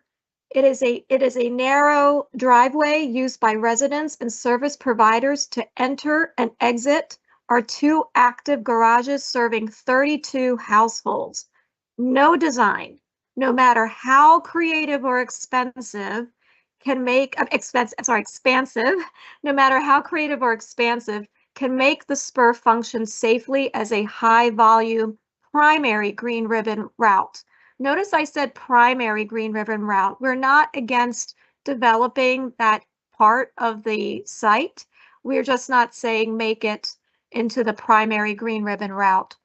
Routing hundreds of pedestrians and cyclists across these garage entrances creates unavoidable vehicle pedestrian and vehicle cyclist conflicts, contradicting Vision Zero's core principles, as you've heard many times tonight. You will not be perceived as anti-development if you say not yet. You will be perceived as pro-development when you ensure transportation is safe, functional, and equitable. For these reasons, I respectfully ask you not to endorse the River House PDSP at this time and to recommend an updated transportation study and a full equity review. Thank you for your service to our community.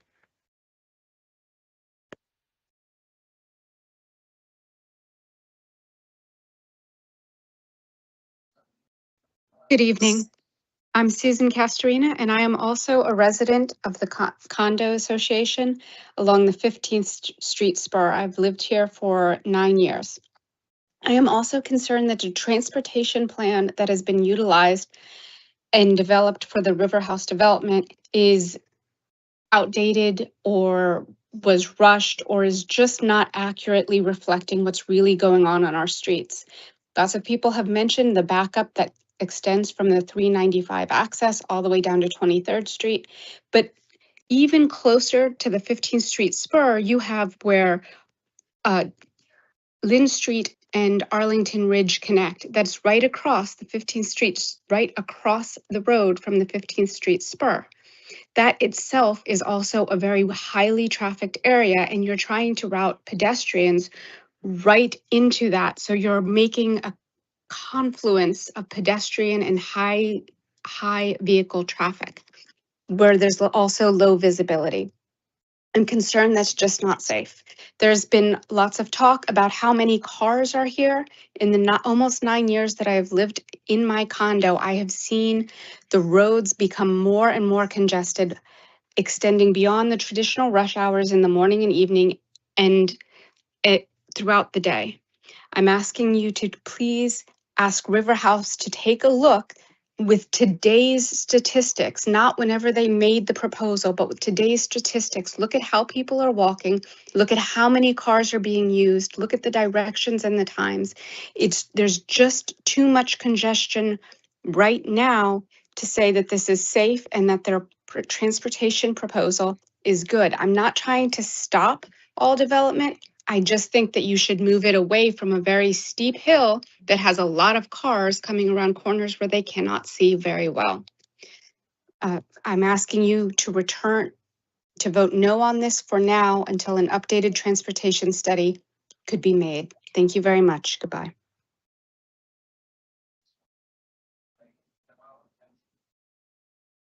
Good evening, commissioners. Thank you for the opportunity to speak. My name is Jessica D, and I am the president of the Pentagon Ridge Condominium Association, representing 32 households who live directly on the 15th Street spur.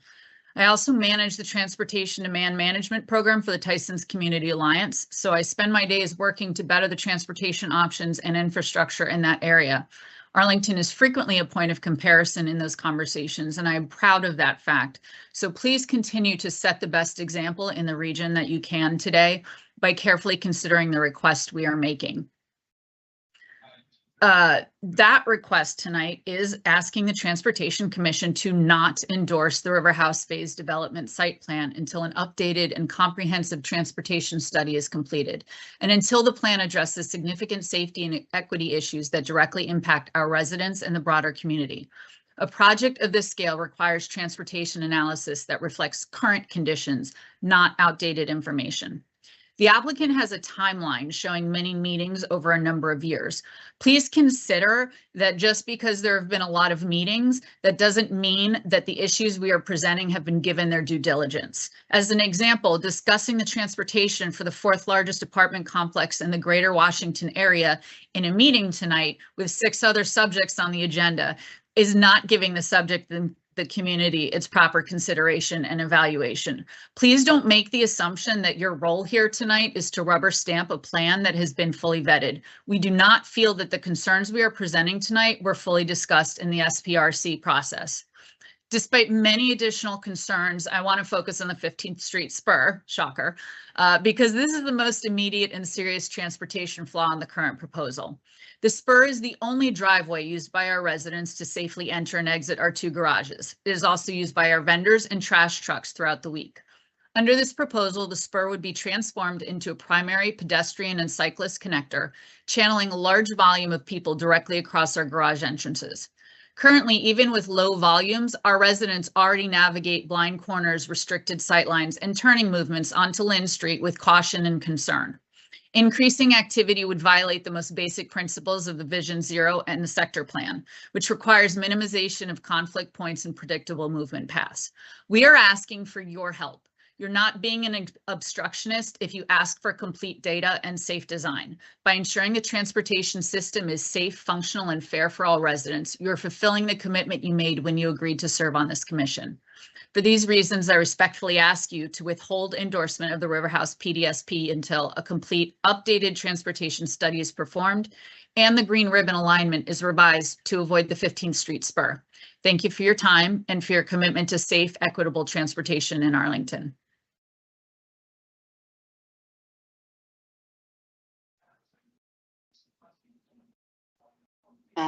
It's me now, I guess, Alyssa Marlowe. Hi, so Alyssa Marlowe, I am a resident of 22202. I have been for almost 15 years, and I'm a resident of the Pentagon Ridge condo. Have been here about 8 years.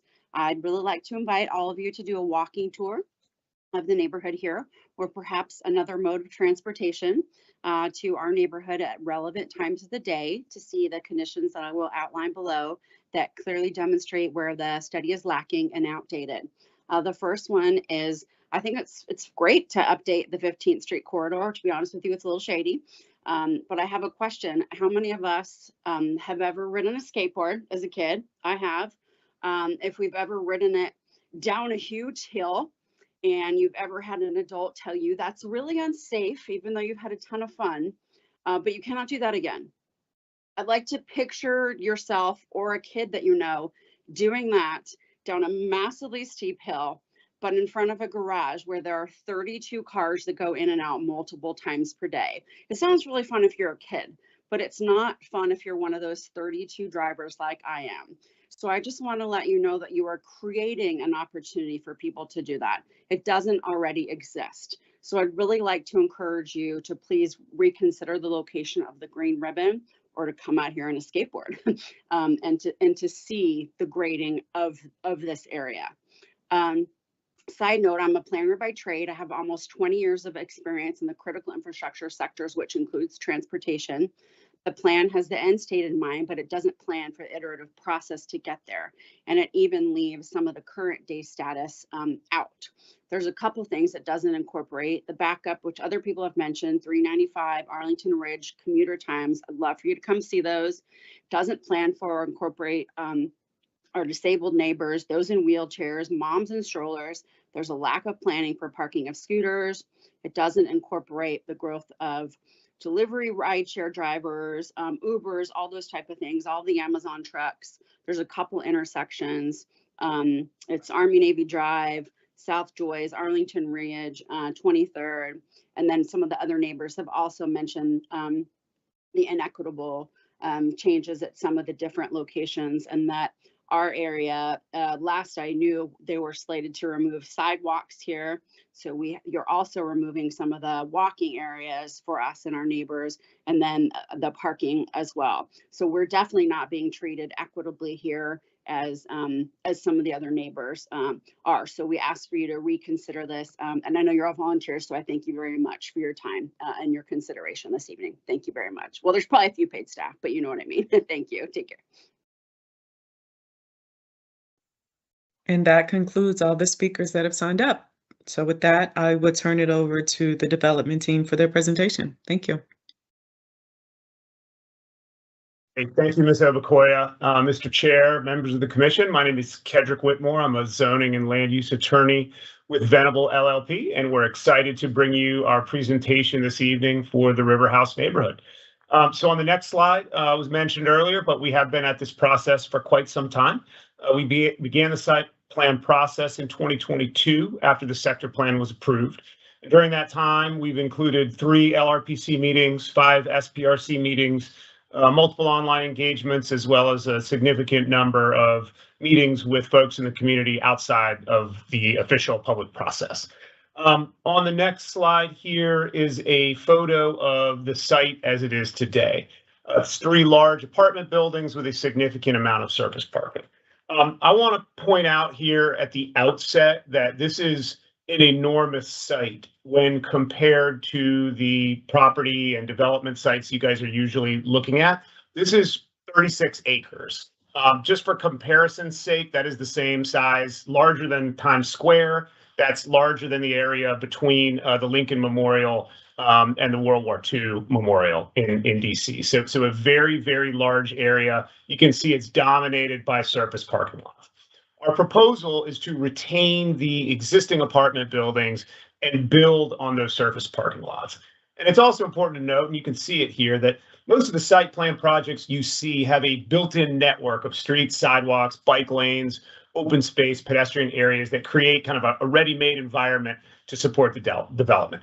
In this case, that's different. That infrastructure doesn't exist today, but the applicant is building all of these areas, the streets, the sidewalks, the bike lanes, the pedestrian areas, the utilities. We're taking a dead parking lot area and we are making a neighborhood. So on the next slide, you can see how that neighborhood is going to build out. This is the overall plan for the River House neighborhood. As you can see on the tabulations on the left, it is providing a significant amount of much needed housing in this area. This plan shows what the build out would look like for the development of the full site, essentially a full build out scenario. Existing buildings are shown in gray and future buildings are in both the orange and the yellow. However, all of the orange and yellow buildings are not what we're seeking approval for at this point. Only those buildings in orange are the ones that we're looking at today. That's on the left side, which is south in this example, townhomes, the C1 building, and then the N1 building farther north or to the right on this page. The general locations of the yellow buildings are being approved as part of the PDSP, Phase Development Site Plan, but a future entitlement process would be required if these buildings were ever to be built. So you can see that those orange buildings include 2 mid-rise multifamily buildings and 1 area of townhome units. We're very proud that these townhome units will be for sale. We have heard many requests for additional for sale homes in Arlington and a difficulty in finding those. We are providing those with this proposal. So on the next slide, this is a shot of just those buildings being approved with this particular proposal. Again, that's going left to right, the townhomes at 4 stories, the C1 multifamily at 7 stories, and the N1 multifamily also at 7 stories. And the plan you see today, you'll see on the next slide, this is not where we started. The next slide shows at the top kind of where this began, what our initial site plan was when we filed it 3 years ago. And on the bottom, the change is based on the feedback that we've received that comes to the proposal we have today. And we think largely the public process worked. The proposal got better as a result of the feedback we got throughout this site. And I won't go through each of those changes here, but I will point out that they generally work around skinnying up the building footprints, creating better view corridors, better open space, better opportunities for walking, biking through and between the various buildings. And then on the next slide here, I mentioned earlier the physical improvements that are going to be made to create this neighborhood. You can see here, again, this is on the PDSPY basis. We're doing a very large amount of public improvements, public areas, roadways, green ribbon, as compared to a typical development. You can see it here at the top. We're doing in the full PDSP build out over a mile of pedestrian paths, 5 acres plus of a green network, over a mile of roadway improvements, and nearly a mile of bike lanes. And I think an important thing to point out is that although these will only all come with the full PDSP, in this first phase of these first final site plans, we're delivering the vast majority of that infrastructure improvement. 0.8 miles of ped paths, over 3 acres of green network, nearly a mile of road improvements, and over half a mile of bike lanes. And then on the next slide, you can see how these various phases will build out. With those townhomes that were mentioned, we'll be delivering these 3 new streets. We'll be delivering this large area of green ribbon, as well as an interim pathway through to access Joyce Street through the site.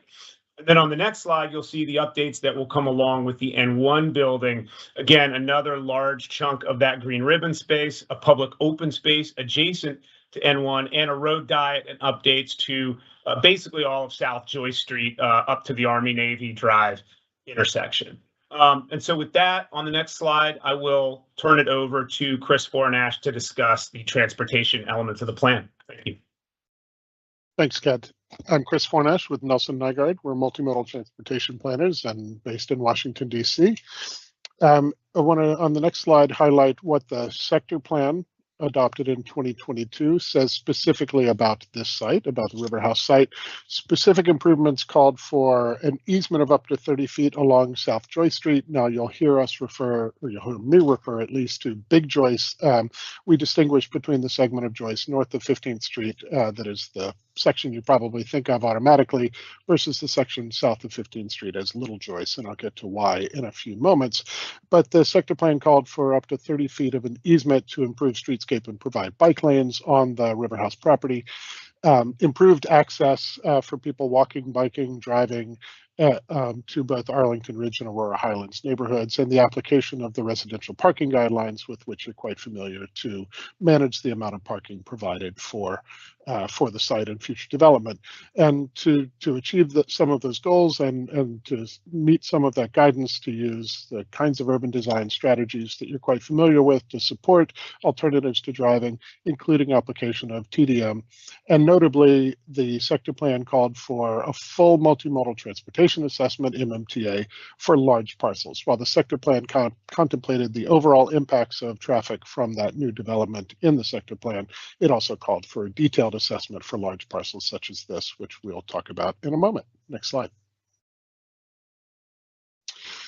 So the full multimodal network here represented is all the existing facilities and those proposed with the River House neighborhood development.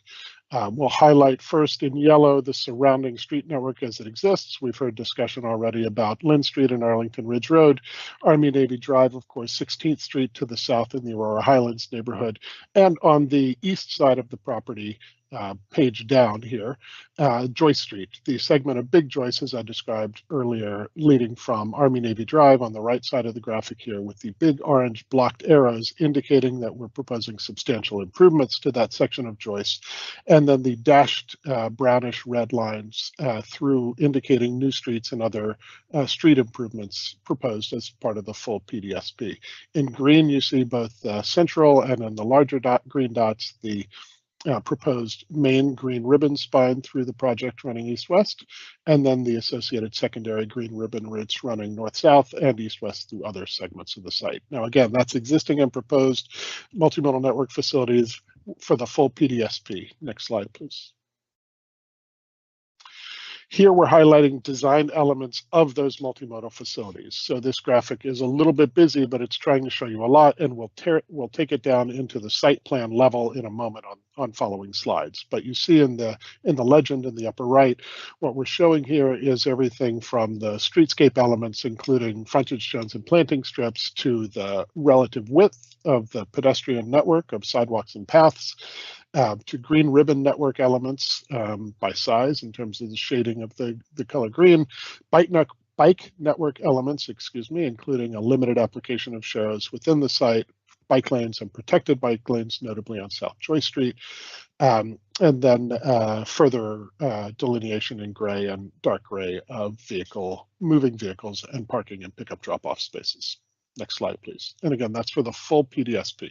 Here, we're breaking it down to just for the 3 final site plans that are in front of you today, which multimodal network improvements are part of our proposal, not existing, but part of our proposal. So I'll move, again, relatively quickly through these since we will get down to the individual site plan level. But from the left, which is from the south, you see new streets. That's 15th Road South running east-west.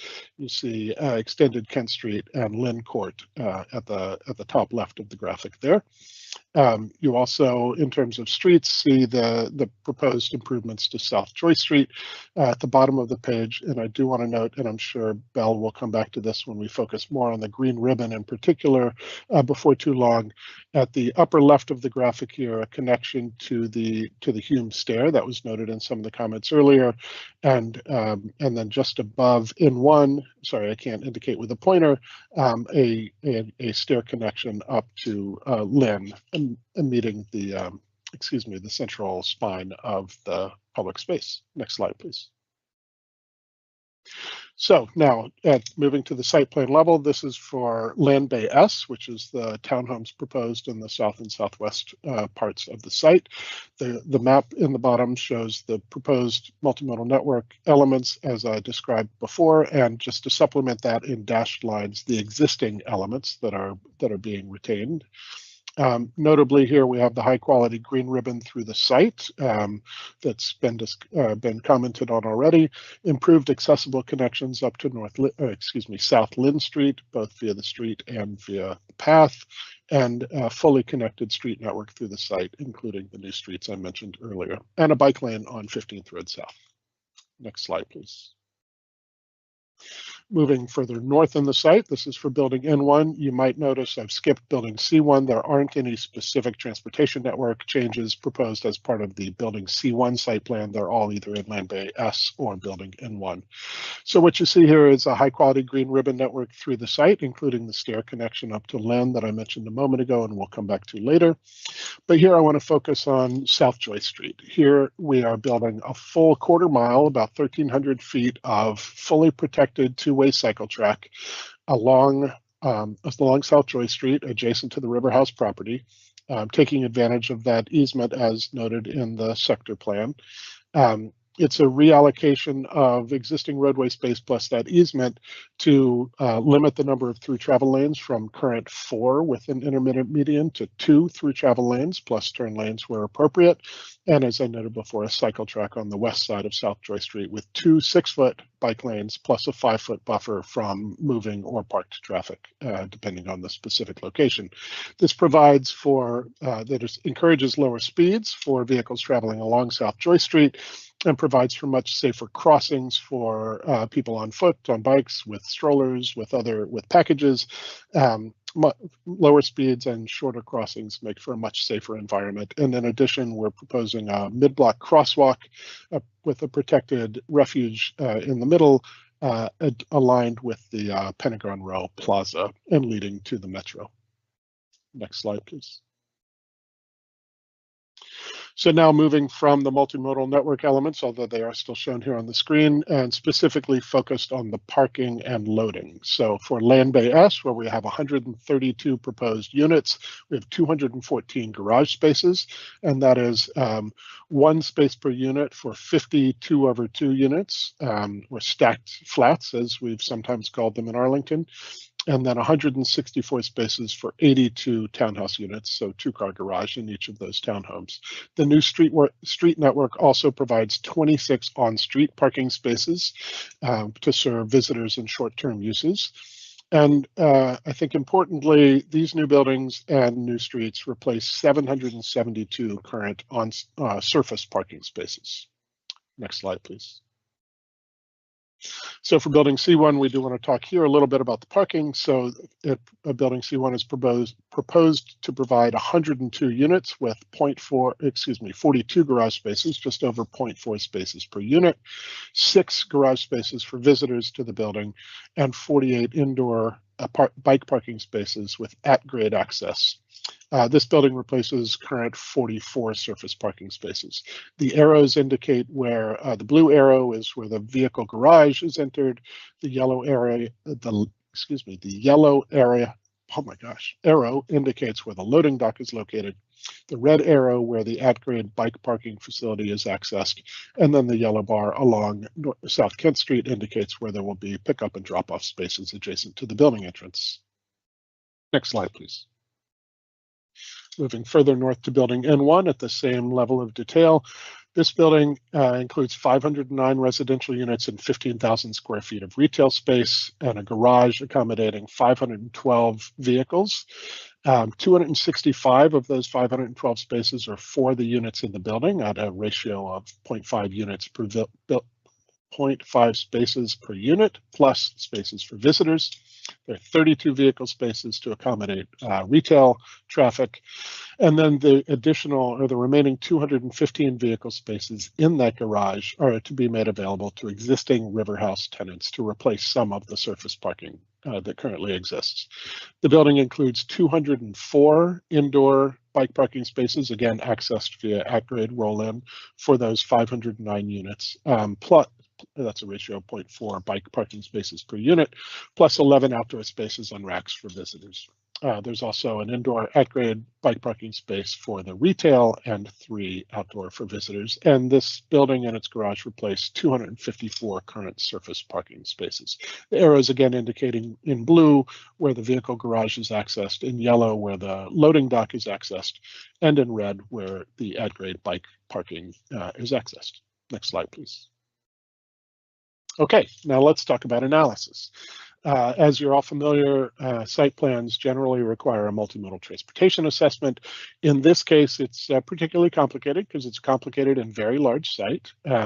But as you're familiar, the MMTA is intended to analyze all impacts of development on the transportation network, whether people are walking or biking or taking transit or driving, how they're accessing parking and loading, and in general, how the proposed development affects vehicle travel to and from the site.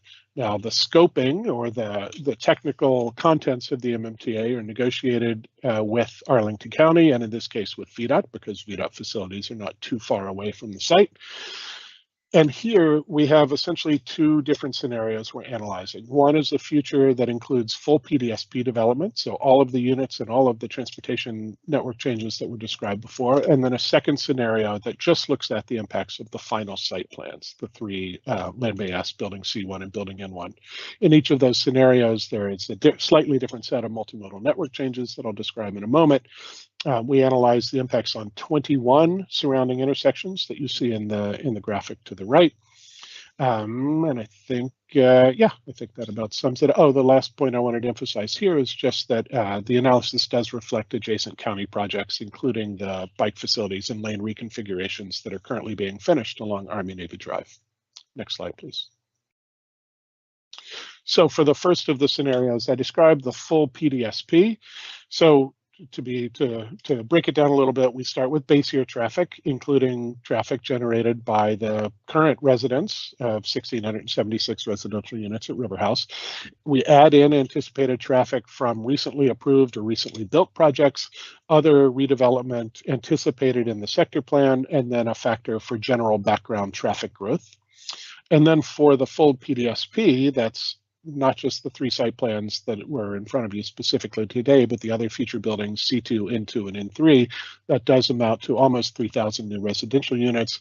On average, according to professional analytic standards, they generate or are responsible for about 7.5 daily person trips per unit. So I can break that down a little bit more in discussion if you want, but you're familiar with this way of analyzing. And then the roughly 19,000 square feet of retail space, about 4,000 in the existing buildings and 15,000 proposed, would also be responsible for about 570 daily person trips. So the changes to the multimodal network that are included in this analysis are the road diet along Big Joyce that I described in some detail, the new South Kent Street and other streets through the site, the relocation of Little Joyce. I didn't describe that in much detail earlier, but the proposal is in the later PDSP phases to relocate that segment of Little Joyce, that segment of South Joyce Street south of 15th Street to be closer up to the existing buildings to accommodate potential future expansion of Virginia Highlands Park. The final green ribbon and other walking and rolling paths that have been described already as part of the proposal, and the Army Navy Drive project. And the overall, now there's hundreds of pages of analysis that backs this up in the MMTA, but the overall findings are that the improvements to multimodal infrastructure through and around the site help to, along with the site design, help to mitigate the impacts of traffic on surrounding streets. They're modest, and signal timing changes can accommodate the additional traffic. Next slide, please. So this is the results of the MMTA for just the final site plans, which includes substantially less development, of course, than the full PDSP, notably about 750 new residential units and about 15,000 square feet of retail space. The only key change to the multimodal network that I described before that's not included here is that relocation of Little Joyce Street to be closer to the existing buildings. And the conclusions are, perhaps unsurprisingly, largely the same, which is the traffic impacts on the surrounding street network are modest and can be mitigated with changes to signals and signal timing. Next slide, please. Each of the proposed site plans will include TMP, a transportation management plan. The elements, specific elements and language in each, of course, will be contained in site plan conditions, but in general, they contain, they address all of the categories that you're used to seeing: participation funding, facilities and improvements, promotions, and performance monitoring. Next slide. Now I'm going to quickly flash by some street cross sections. They are all available in much more detail to support the discussion when we get there. So let's go through them quickly here now. Next slide, please. So for Big Joyce Street, and no, we don't pretend that you can read plans at the density at which they're at the top of the screen, but just for continued orientation, in blue off to the right side is Army Navy Drive, and that's blue because those are changes that the county is just completing now. And then all of the changes on South Joyce Street from that intersection with Army Navy Drive all the way down to, as I believe it was referred to earlier, the Walgreens signal, are proposed as part of site plan N1, building N1. The cross sections at the bottom show two different locations. As I mentioned, it's generally 1 3 lane in each direction, but we accommodate turns in several locations, so it does widen out a bit. Bottom line, or perhaps top line, given where it is on the slide, there are about 3.5 acres proposed of street improvements here.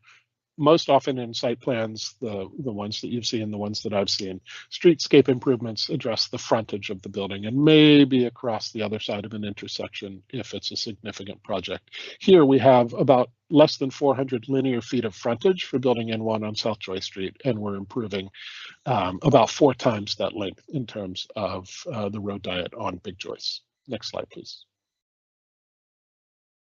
I said I would go through the cross sections quickly, and now I will try to live up to that. So these are for new 15th Road South at the southern end of the project as part of Land Bay S. And again, we can come back to these. Next slide, please. Also for Land Bay S, we see the extension of South Kent Street through the property here, from south on the left to north on the right, and the typical cross section in the middle. Next slide, please. And for a new street, South Lynn Court, that parallels South Kent Street there, you see the cross section at the bottom. And I mentioned the relocation of South Joyce Street, south of 15th Street. Here is a diagram of that and a proposed cross-section. And you see at the bottom of the top graphic, the current alignment of Joyce Street is that grayed out area at the bottom of the top graphic.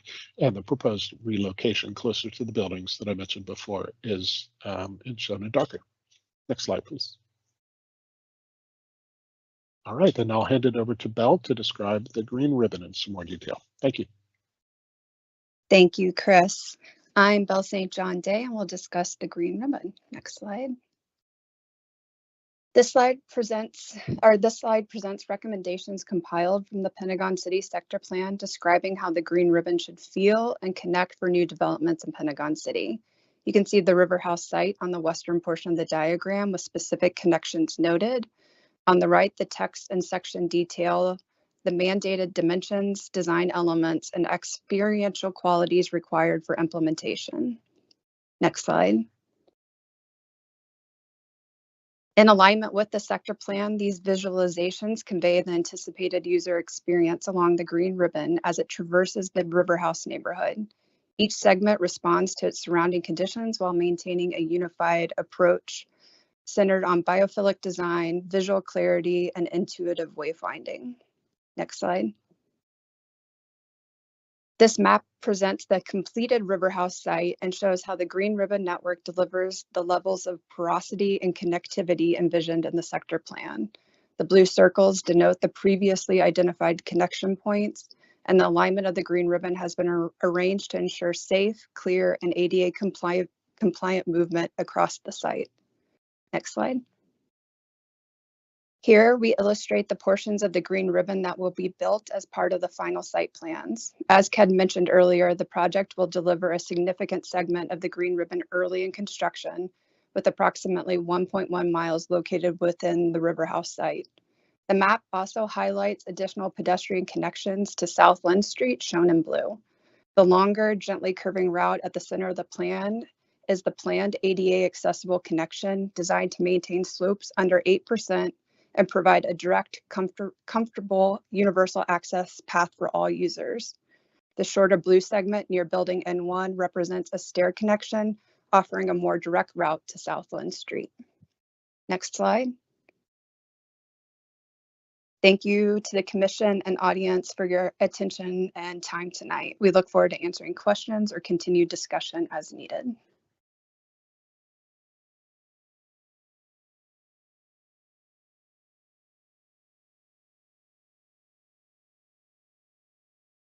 Good evening. This is Robert Gibson with Arlington County Development Services. Can you hear me? Yes, thank you. Thank you. I'm going to try to present here and let's see if we get presentation to start.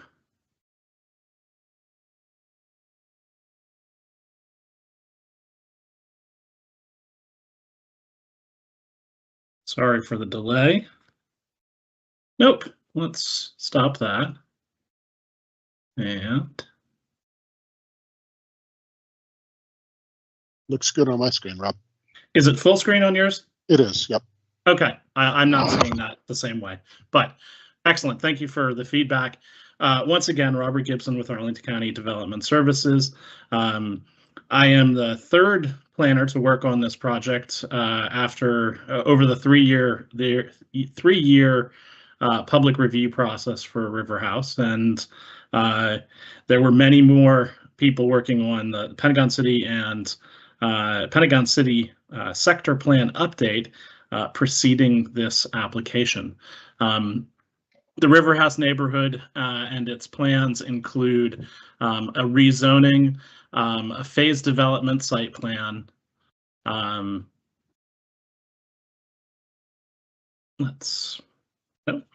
Okay, there we go.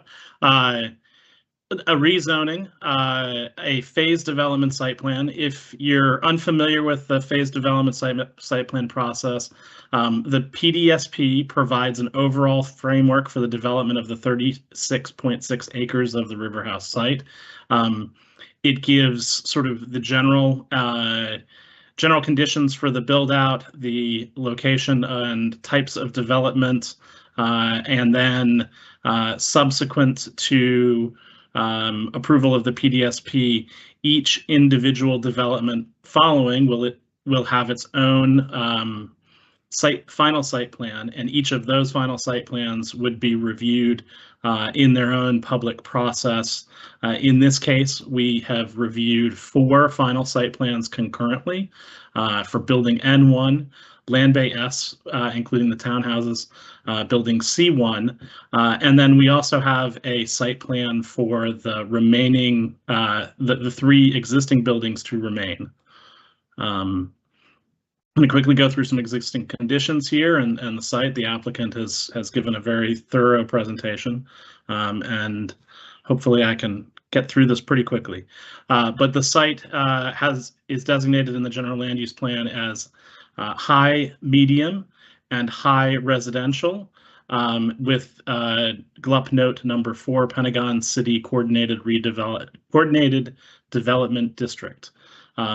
The zoning for the site today is principally RA 615 multifamily dwelling district, with small portions of R27 two-family and townhouse dwelling district, and CO 2.5 mixed use district. Some of the existing facts about the site: it is 36 acres, as mentioned, one of the largest plans we've seen lately.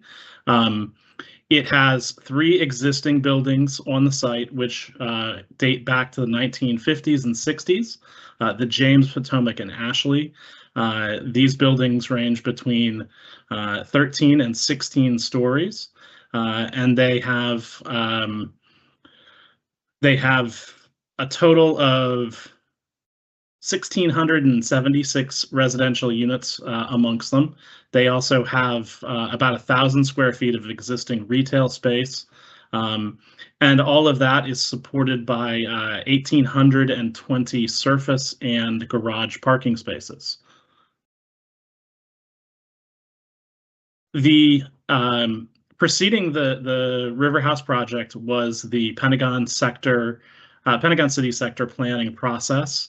The sector planning process focused on identifying planning principles, 6 planning principles: the coordinating at a district scale, equity, developing places for people, places for nature, focusing on transportation, and also green development.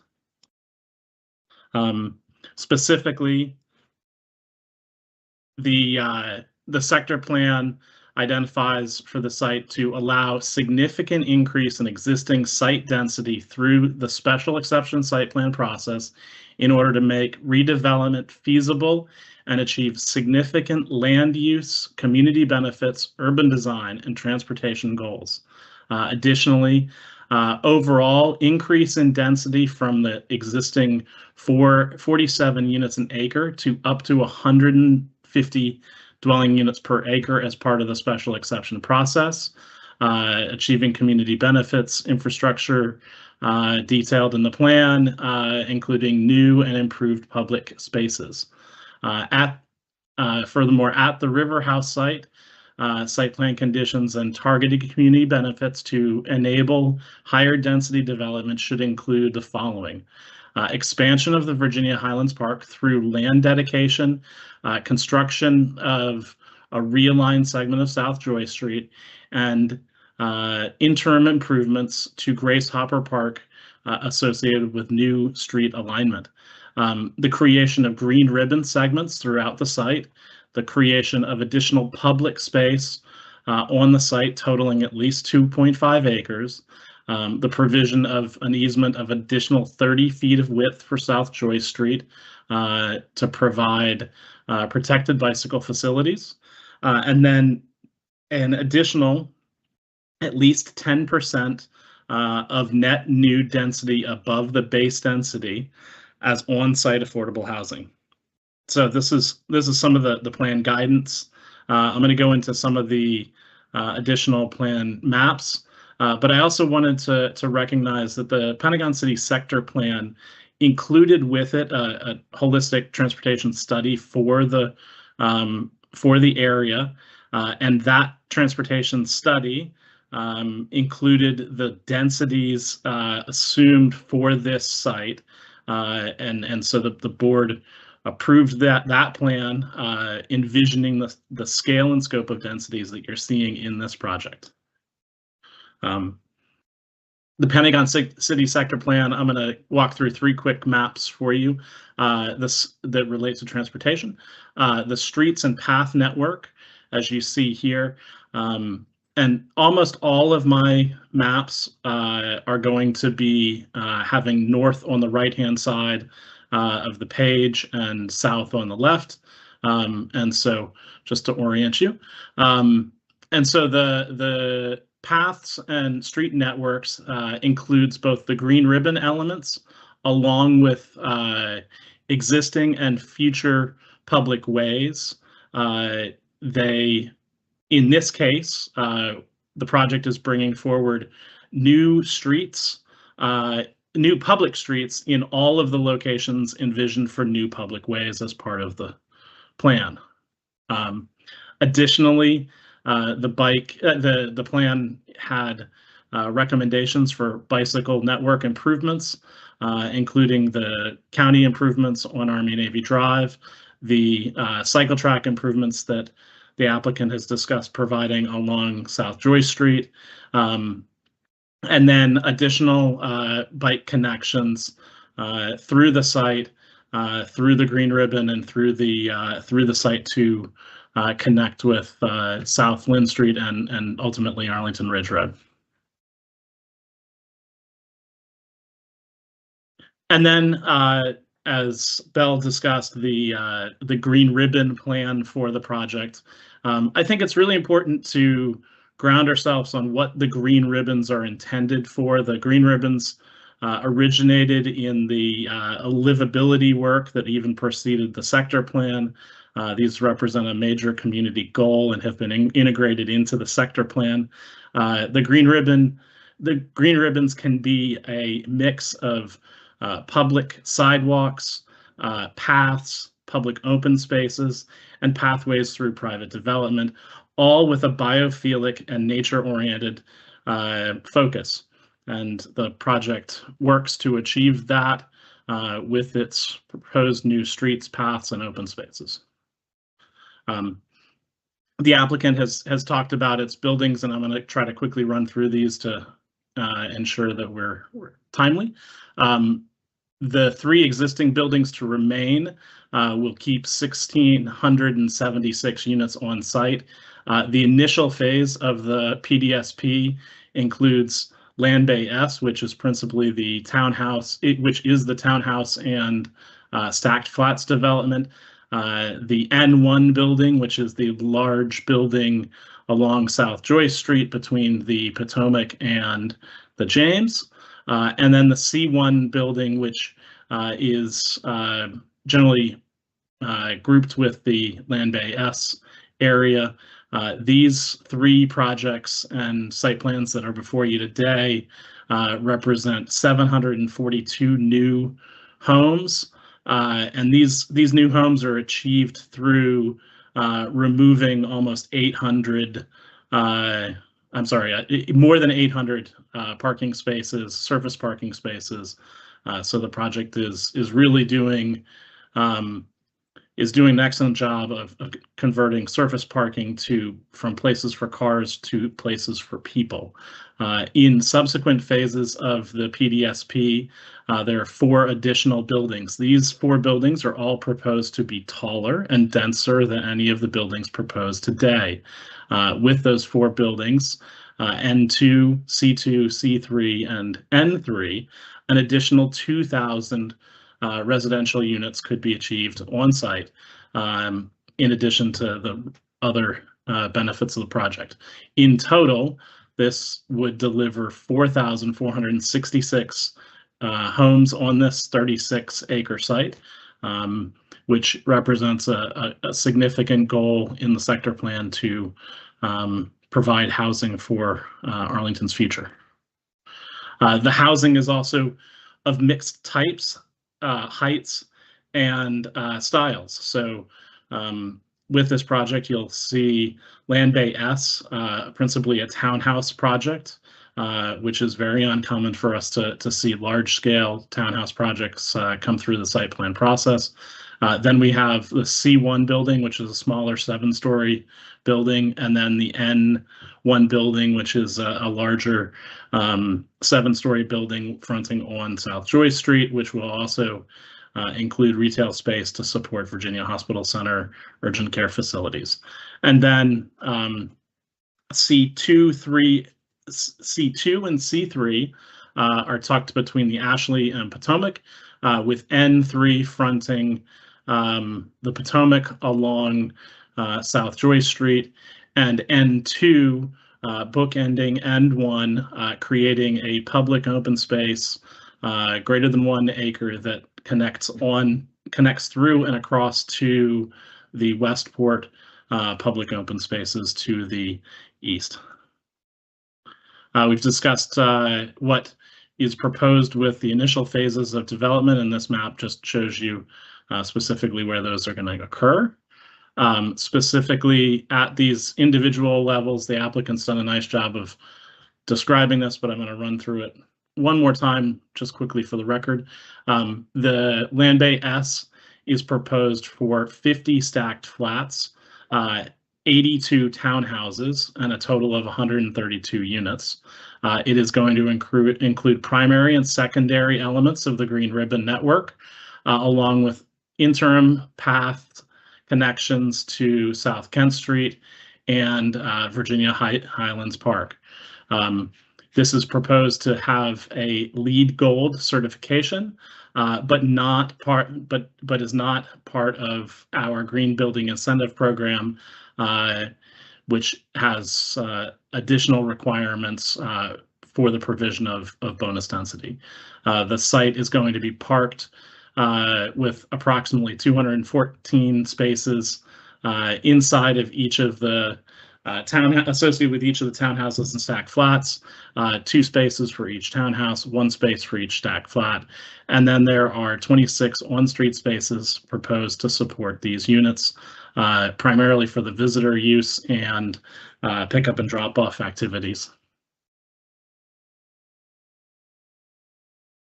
The larger N1 building is 7 stories with 509 dwelling units, an additional almost 15,000 square feet of non-residential commercial space for Virginia Hospital Center's Health Urgent Care Center.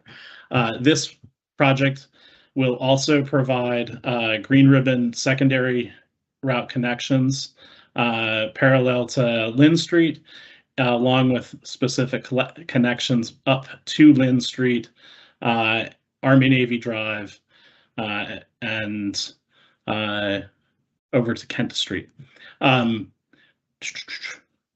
One specific element of this is that it delivers the first portion of the N1, N2 public space, which would be phased, and that would get expanded on with the development of the N2 building.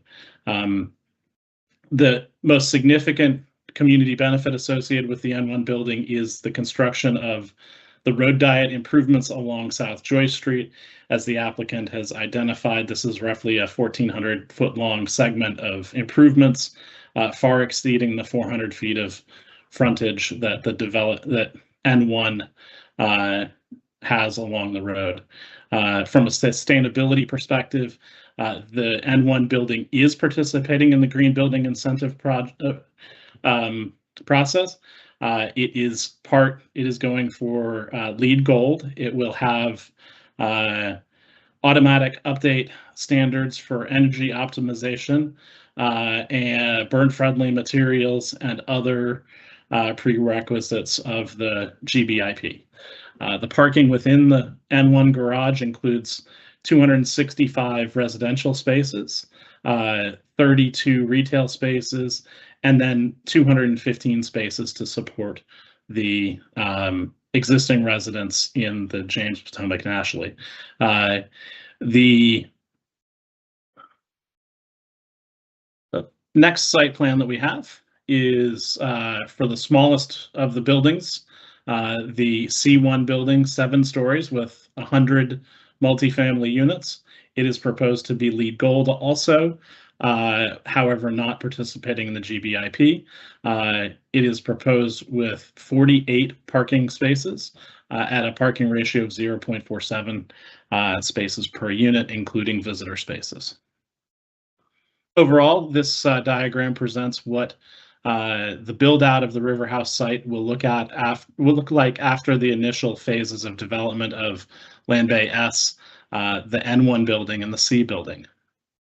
The applicant talked about the road, the South Joy Street road diet, and I'll give you a little quick look of if you haven't been out there lately to lace up your skates at Westport's skating rink. This is what you would see out there today.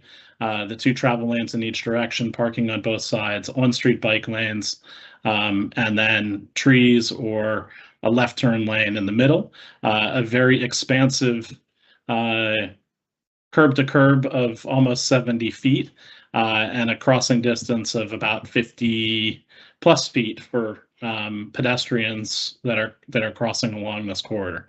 Along the River House side, the sidewalk could be called pretty anemic with a 4-foot wide sidewalk and a 4-foot wide grass strip.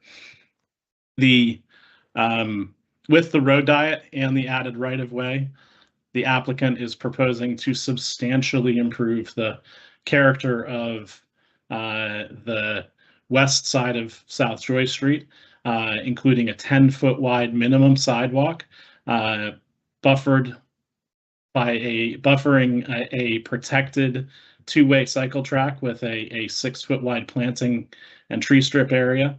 The cycle track is then buffered from the street with a 6-foot wide planting area.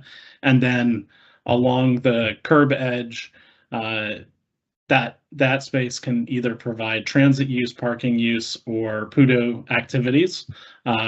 And then there's typically 3 lanes in South Joy Street. The northbound on-street bike lane would be maintained along with the parking along the Westport Shopping Center as it's seen today.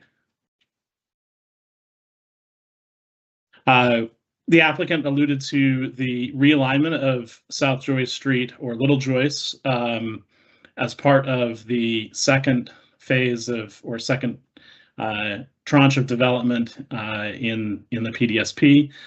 This is a substantial benefit identified in the sector plan, which would provide over 2 acres of additional space in the Virginia Highlands Park, and then the street would be rebuilt to better suit all modes of travel.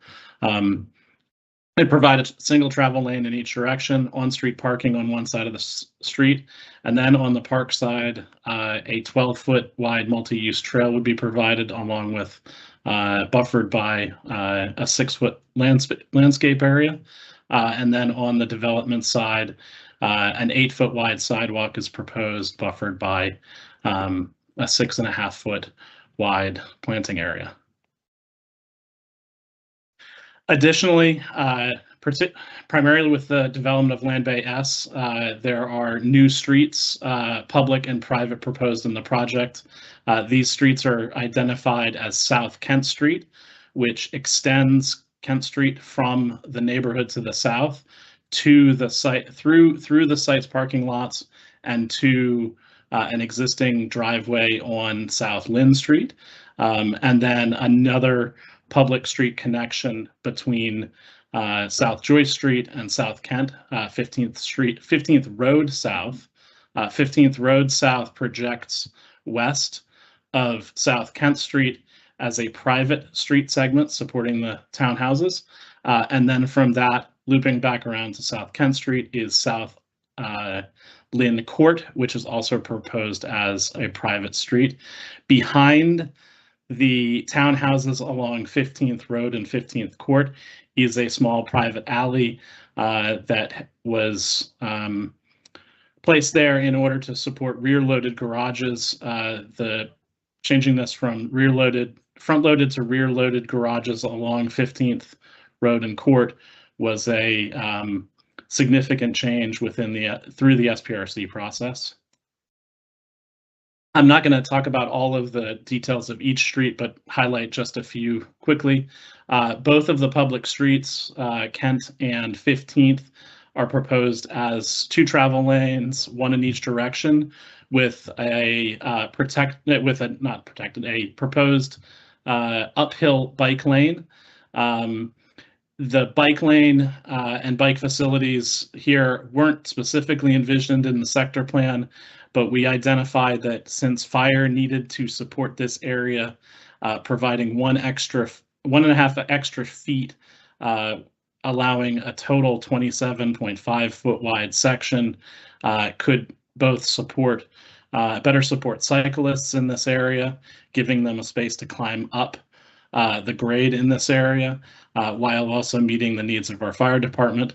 And then along Kent Street on the west side of Kent Street, the green ribbon is proposed, and to support the biophilic nature of the green ribbon, the project includes an 11-foot wide bioretention strip with trees, an 8-foot wide public sidewalk, and a proposed 8 to 12-foot wide planted area in front of the townhouses.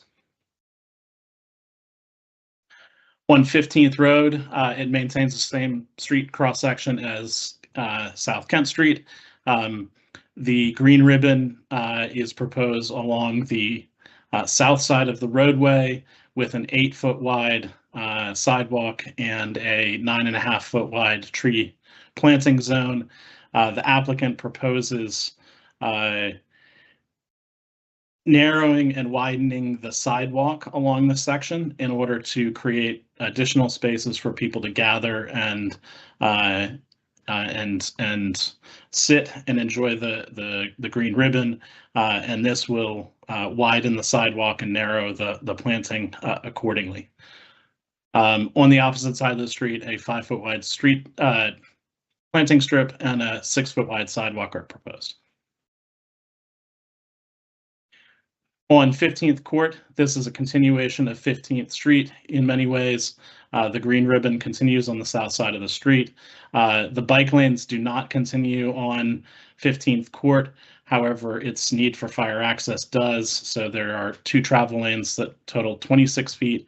And then there is a small stretch of on-street parking to support pickup and drop-off operations. And where that does not occur, planting is provided, and then a 6-foot wide sidewalk is proposed. On South Lynn Court, on the west side of the street, the townhouses are street loaded and have a small 5.5-foot front yard, a 5-foot wide sidewalk, and a 6-foot wide space, which provides limited planting area along with the driveways for the townhouses. There is on-street parking proposed along almost the full length of the street, and the opposite side of the street provides some stormwater management with the bioretentions proposed and a sidewalk. You've heard a lot about the 15th Street the 15th Street spur today. It is currently about 28 feet wide, which supports 2 travel lanes and on-street parking, with a 6-foot wide streetscape along the current development that's interrupted by a number of driveways, but it provides a 4-foot wide sidewalk and 2-foot wide grass strip.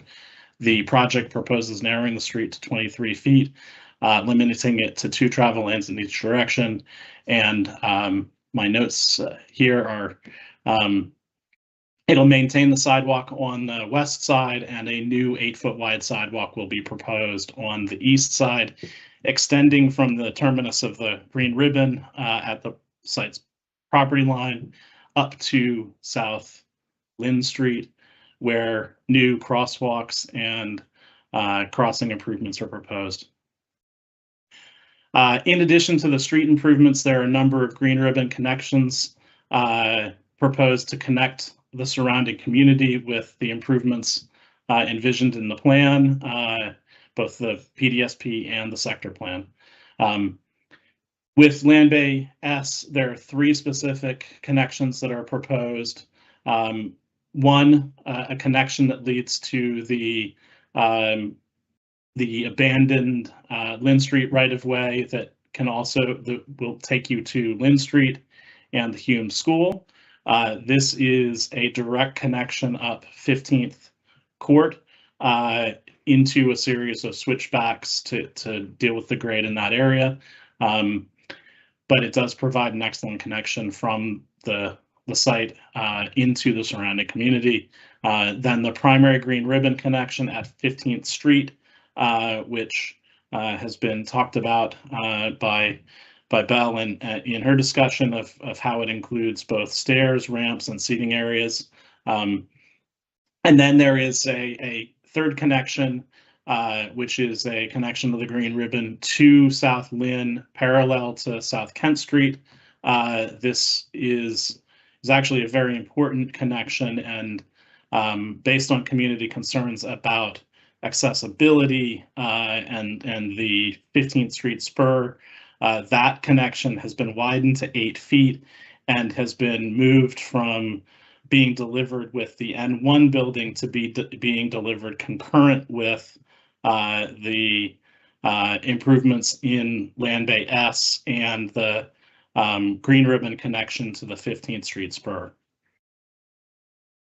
Next, one additional change since the SPRC process concluded, the community and staff had identified the lack of the replacement of the mid-block crossing on South Lynn Street, and subsequently the applicant has proposed a new crossing location along with new stairs to connect that down into the green ribbon. This provides stairs very similar to the stairs that are provided today. However, the green ribbon connections at Kent and Army Navy will provide ramped access to the green ribbon for folks along Lynn Street, helping to mitigate the grade there. And once again, green ribbon connection is proposed to connect at South Lynn and Army Navy Drive. We've talked about all of the parking associated with the project, but I think it's important to note that the existing units, the parking steps down as development occurs on the site with a 0.4 spaces per unit, not including 0.5 spaces per unit for visitors. Which is consistent with the parking reduction guidelines approved by the county board. This provides a summary of all of the vehicle, bike, and loading for each of the land bays. In summary, this project is going to include the Joyce Street road diet envisioned in the sector plan. It's going to include the green building and GBIP elements of N1 envisioned in the sector plan. The green ribbon improvements that are proposed with Land Bay S and Land Bay N, the construction of the initial portion of the N1, N2 public open space. Additionally, with the full build out of the sector plan, Little Joyce is realigned and relocated, significantly adding to Virginia Highlands Park. The James Park, which is parallel to Army Navy Drive, is provided as a fee simple dedication to the county. There are additional green ribbon and public open space connections completing those elements as envisioned in the plan. And there is additional affordable housing, including 10% of net new above 72 units an acre. So in conclusion, staff has found that the project meets the density and land uses envisioned in the sector plan. It includes the preservation and creation of diverse housing types across a range of price points. It includes the Joy Street road diet and bike infrastructure improved in the plan, the green ribbon elements and segments envisioned in the sector plan, the open space desired with the multiple open spaces proposed to be dedicated to the county. It includes the tree and vegetation coverage, meets the tree and vegetation coverage requirements envisioned in the plan. It provides building heights and building types that vary across the overall development. It meets the sector plan sustainability goals with LEED Gold baseline development. And with a few minor exceptions for building form and placement that include the building's overall facade length and the townhouse setback along the west lot line. After almost 2 years of public process, we are before the Transportation Commission today, November 20th. We'll bring this to the Planning Commission on December 2nd, and it's envisioned to go to the County Board on December 13th, subject to their agenda.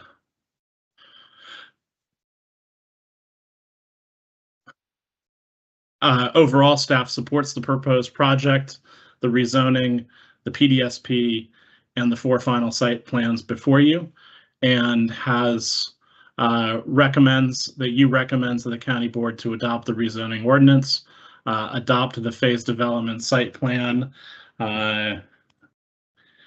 adopt the site plan ordinance for N1, adopt the site plan ordinance for Land Bay S, and adopt the Land Bay the site plan ordinance for Land Bay C1, or I'm sorry, Building C1, and finally adopt the site plan ordinance for the existing buildings. Thank you so much for your time. I'm here to answer any questions, and I may have my colleague Adam Watson also online. And we would be remiss to mention that this process was ushered through the SPRC by our SPRC chair, Daniel Weir, who is sticking around, I think, for a little bit of second chair support on getting this to the County Board, now that he is off of the Planning Commission. So thank you once again, and I pass it off to the Transportation Commission for questions and deliberation. If I can stop sharing. Yeah. Thank you, Mr. Gibson. Please go get a drink of water. That was, I think, might have been the longest presentation I've seen so far. Thank you to all the presenters, and thank you especially to the public comments at the beginning of this agenda item. I'm going to open it up to discussion amongst the various commissioners, so please raise your hand. Commissioner Hussain.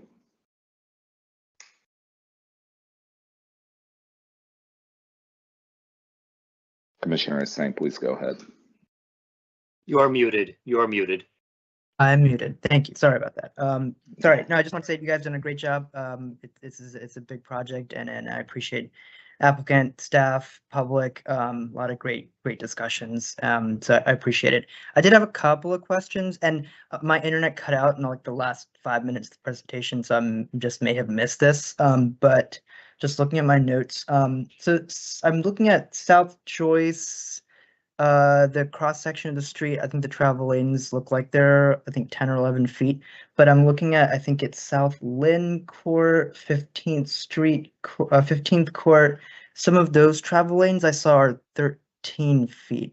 And I can't remember during our conversations in the SPRC what just remind me again what the reasoning for those 13 feet travel lanes were again. So where the streets are 13, where the lanes are 13 feet, they are on the private streets where fire access is required. we were able to narrow them to 10 feet through the addition of the uphill bike lane on the public streets. Okay. I think that was what I thought. I mean, I think I appreciate the fact that on South, like for example, South Joyce travel lanes are narrow. I think that's pretty good. But I think the 13 feet. I guess I understand. You know, the I guess maybe the tension between what we want and what the fire marshal wants, the fire department. But 13 feet is still pretty wide, and I especially for those kind of smaller streets, it's just something that I've kind of thought is a little concerning for me. But I appreciate the explanation. The other question is actually no, that was actually it for now. I'll open it up to the rest of the group. Yeah, I'm going to jump in on that. Apologies to the other commissioners because I have a question specifically related to that as well. Why is it 26 foot curb width here and not 20?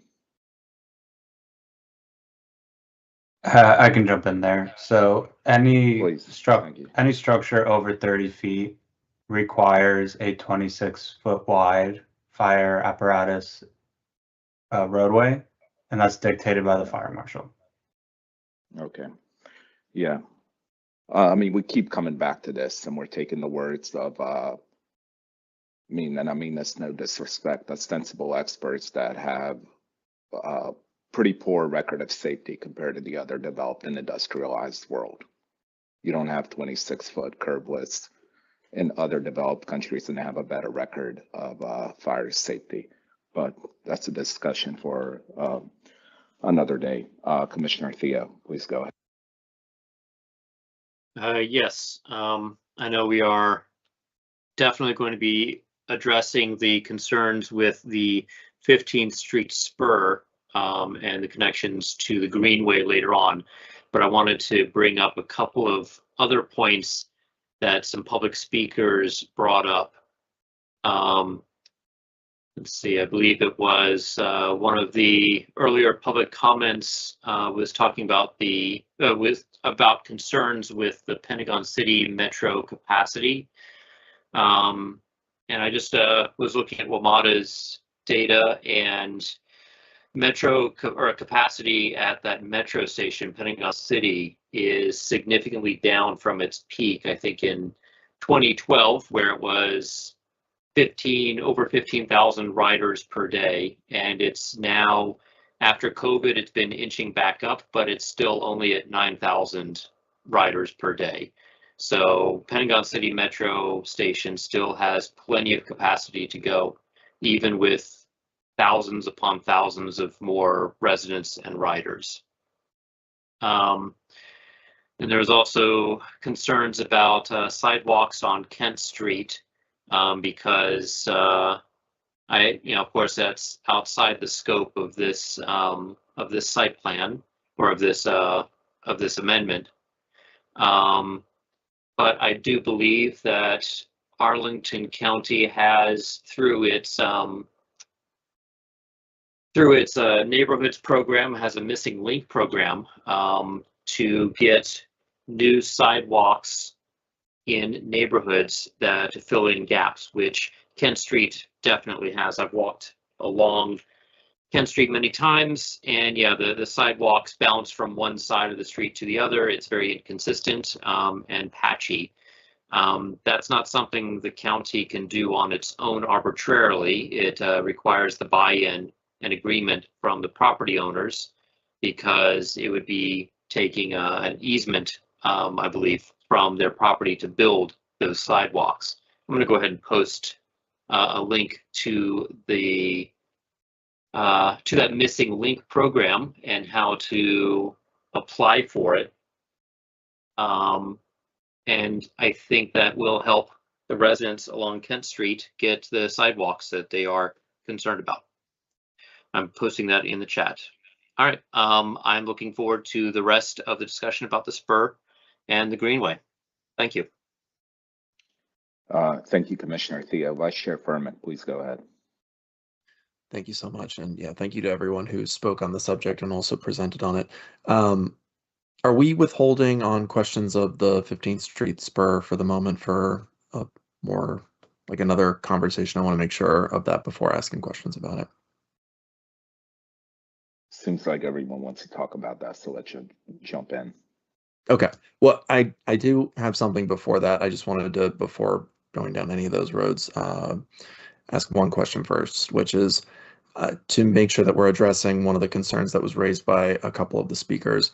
I'd love for probably the applicant to just speak to, does the current multimodal transportation assessment, which looks like it was most recently completed in October of 2025, come from current projections, or are there valid concerns about what we heard from speakers of this being outdated in some sort of way or not taking into account things that they're seeing? I'll jump in on that. Although if any of my colleagues on the JBG team want to comment, they're welcome to. Again, Chris Fornash with Nelson Nygaard, we prepared that MMTA. The MMTA is based on a number of data sources, one of which is the county's accumulated data about traffic patterns in the 22202 neighborhood and in Arlington more generally, that indicates mode choice behavior by residents and visitors and employees of different parts of the county in different contexts. One source is VDOT traffic counts that are updated annually, but not in very much detail. A third source is specifically collected traffic counts that we commissioned for this project. We did those in 2019 and again in 2023. And then another data source that is incorporated is the traffic projections from recently approved site plans that haven't been built yet, so that they can also be added into the background traffic, essentially, so that we aren't just looking at changes to River House, but looking at changes in the neighborhood more generally. So your general question was, is this analysis based on outdated data or outdated in any way? Those are specifics, but the general answer is no, the analysis is up to date with latest data. Yeah, thank you so much.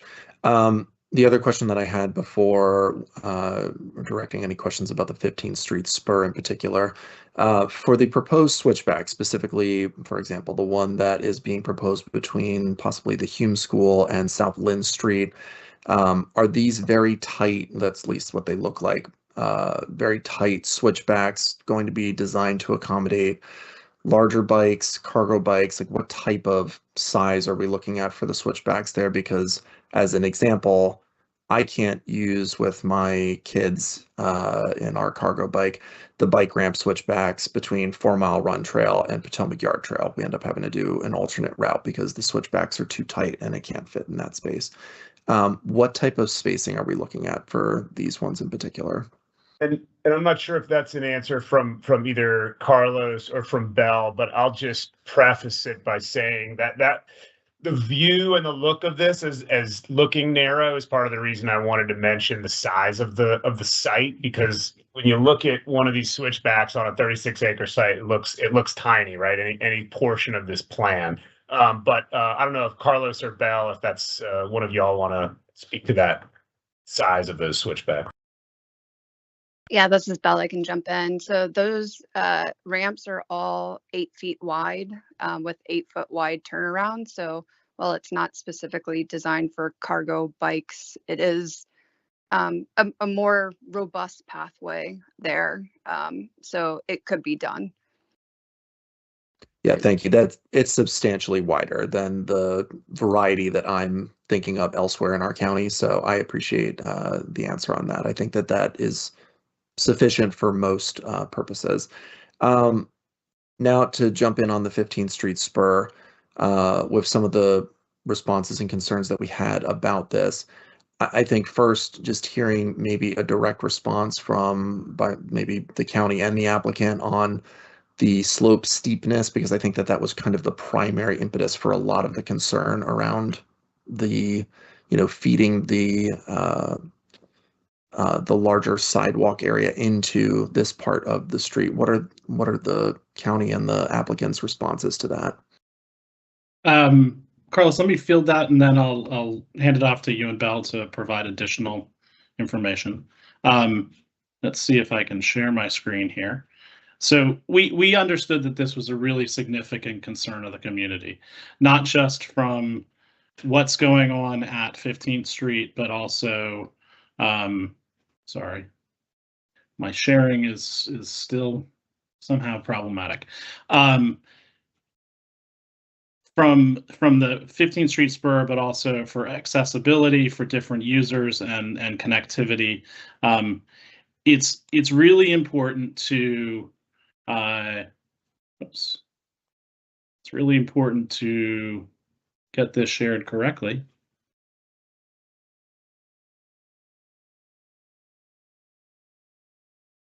Okay.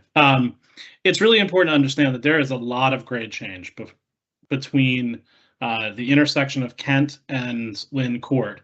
It goes from an elevation of almost 75 feet above sea level up to an elevation of 126 feet above sea level. The project has the Green Ribbon spur going up to the 15th Street spur, which is about a 28-foot grade change, and that is provided through the series of landings, stairs, and ramps that get to that elevation. That is almost 500 feet of ramping that you see here, and that only gets you to the 103 elevation. The additional 23 feet of grade change, the applicant looked at additional ramping in through here and what that would look like and what that would cost and what that would do to the green area in this natural area that is intended to be preserved. So they found that to be infeasible. And so we really wanted to look at what can be done otherwise. And what we looked at was a combination of the other elements of the Green Ribbon working in conjunction with the existing street network to provide an ADA accessible route. So it ranges between 3 and 8% along the street grade, which is ADA accessible, and provides about a 1,100 foot path of travel. When compared to what would be needed for the 51 feet of grade change, it is very comparable to the nearly 1,000 feet of ramping that would be required otherwise. So what this does is it provides route choice for different users of different abilities, how they want to access and what they want to do through here. And it provides a ramped route up if you wanted to go down the steep 15th Street. You could go down the steep 15th Street and access any of the landings through a markedly shorter path, but it gives you a choice. And we think that this meets the sector plan goals specifically and ensures that when this element of the Green Ribbon is delivered, comparable facilities are delivered in association with this path. And we also should note that for cyclists, the uphill bike lane is also provided all the way to Lynn. So there's multiple bike choices. You can use the ramps and stairs with runnels, or you can use the combination of Lynn and Kent Street, depending on your level of ability and comfort. Now, would you like to speak to what's proposed inside of this area, or if there are other questions? Yeah, I can just jump in. I appreciate, Rob, this diagram's super helpful because, yeah, we were balancing a lot of the directions from the sector plan guidance. And so, yeah, really creating that biophilic green edge along this area. And so while we investigated, as Rob said, making that 51-foot grade change, it would eliminate that entire green edge and be primarily paved, which really is anti what you know, a lot of the public comments we heard were, you know, creating a green edge and a really biophilic experience. And that would just be mitigated. So all these pathways are robust. We increased the yellow path within the River House site up to 8 feet wide. So it is substantial for, and would be a strong desire line for folks trying to get up to Southland Street. Got it. Thank you both so much. I'm going to stop sharing, and if you want this to come back up, please let me know. Absolutely. I feel like we're going to be coming back to that. So, but I probably will. Commissioner Lane, tell me, please go next. You were also on the SBRC for this, along with Commissioner Hussain. Yeah, thanks. I have actually questions now on parking in Land Bay S. I think from the presentations that Lynn Court and the other street will be considered private streets, presumably with a permanent public easement to use it. A couple questions. First, is that in fee simple to the county? But they are private, so they wouldn't be county owned. Who maintains them, number one? But for parking purposes, there are 26 street spots that are considered for visitors. Because it's a site plan here, we can't do a residential parking program the way Aurora Highlands right next door has. So in lieu of an RPP, how are we ensuring that the parking on those streets is used by visitors of the townhouses rather than by people using the metro who can't park in Aurora Highlands because it's an RPP? Speak to the easement versus fee simple first, Commissioner Lantelmi. So yes, some of the streets within the townhouse community are public in that they will be dedicated in fee simple. The county will own them. They will be in the county street inventory. The county will maintain them. There is a road that is technically private, but all that means is that the fee simple ownership will remain with the developer, but there will be a public street and utilities easement over it, meaning that the public can use it just like any other public street. When those easements go into place, the owner is obligated to maintain and have upkeep of the street in the same way and to the same level that a public street would. If they do not, the county can come in, do it for them, and then charge them for it. So that's something that will be maintained. But I'll let Rob. I don't know if you want to, So Jim, while the public would have access along the streets and sidewalks, the parking spaces would be maintained and managed by the property itself. So they would put up visitor parking signs and manage it accordingly. The site plan conditions prohibit them from selling those spaces off to individual townhouses, so they would continue to be used to support visitors and guests, but they would be managed and monitored by the Townhouse Association. So it'll be similar to, like, for example, in Buckingham Village, where you have streets there that have parking on the street, but they're really, and they're signed that it's only for residents of Buckingham Village. Yeah, I think that's a close analogy. Maybe not exactly the same, but very, very close. Okay, thank you. That answers my questions. Back to the spur. Commissioner Mendelson. Hello, thank you all for the presentation. I really appreciate it, and thank you to the public commenters as well. I wanted to ask if we have a detailed intersection diagram of the intersection between the 15th Street spur and Southland Street, of just terms of what the crossings would look like and any curve bump outs and the new sidewalk, that type of thing. Let's see if I can help you with that. Give me one moment. Yeah, no worries. I can give you what's on the plans, and then we can go to Street View if you'd like to see what existing conditions would be maintained. Does that sound appropriate? Yeah, that sounds fine. I also have Street View pulled up on my end. Okay. Now I put so this is what the plans show the provision of the sidewalk, the narrowing of the street with new crossings across the 15th Street spur, but there are no crossings proposed at across Lynn Street.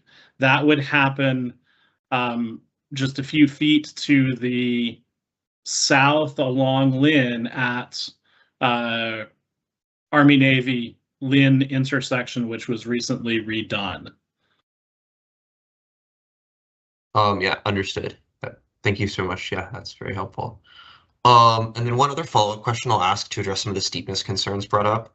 Has the county or the applicant considered using like almost stairs in place of the sidewalk at points to account for some of the steepness near the top of that intersection? Especially on the new sidewalk. Is that something that was looked at, or is that something we can look at? It is something that, given this type of steepness, I have seen in other communities that they've done. So if you go to San Francisco, for instance, it seems like once their streets hit 17+% grade, they may be introducing a set of stairs on in a portion of the public right of way. They're generally longer treads and so forth. It may be something that we can consider, especially if it's advised by the commissions. That would leave a stair solution on one side and a narrower 4-foot wide sidewalk along the other side, presumably. I understood. Thank you. I'd like to just hear what other commissioners have to think about that, but just something I figured I'd bring up.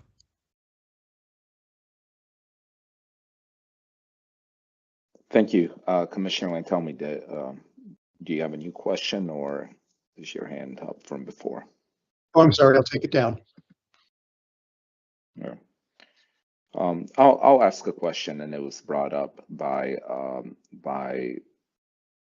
some of the presenters, during public comment, specifically about the removal of public parking in front of Pentagon Ridge Condo Association, and I think, this is land owned by the county, and the county has to appropriate in the best way possible. I want to give you the opportunity, Mr. Gibson, to kind of explain your logic and how this came about. Well, I think that this is the applicant's proposal with the 8-foot wide sidewalk. We have reached out to the adjacent residents to ask them for if they had a preference on a sidewalk versus parking. And the response was that they did not want to support the plan and did not provide feedback on that type of choice. Mm-hmm. All right, thank you. Commissioner Thea. Yes, following up on the parking issue on the 15th Street spur, a lot of the concerns were about removal of the parking, specifically, hypothetically, or specifically for that curbside parking to be used for accessible wheelchair transport or ADA compliant parking. Are any of those curb parking spots designated as ADA parking right now, or they're all general purpose parking spaces? I had not heard of the use for ADA, but maybe I misheard the conversation. I think it was general parking was the previous use, and the idea of maintaining that is what we heard a significant concern and direction towards. Right. Now, I was wondering that because I had walked through the site about a year ago and up the spur, and didn't notice any specifically ADA marked parking spaces there on the street, on the curb. And also I wonder, I don't expect staff or anyone here, although maybe one of my fellow commissioners may know secondhand, of whether the condo building itself, it should have visitor parking in its garage, correct? And also, wouldn't it be up to the condo building to provide ADA accessible visitor parking for the residents and for the building? We have no visitor parking in our garages. We don't even have enough spaces for everybody who has cars in the building. So we don't have that as an option. I'm sorry to interrupt, but we're typing things in the chat to answer your questions and you guys aren't reading them. No, I'm reading them. I see them. I mean, I think technically you're not even supposed to be typing things in the chat. It's a pretty structured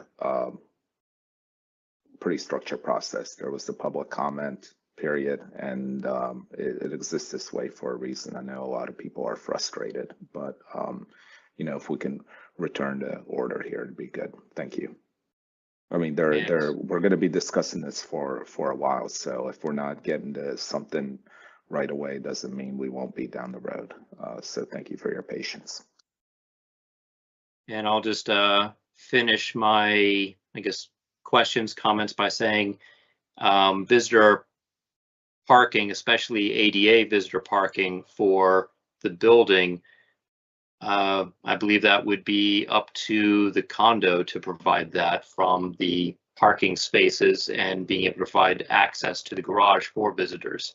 That's how it worked for both apartments that I've lived in Arlington, providing visitor access to the garage with spaces, including ADA compliant spaces.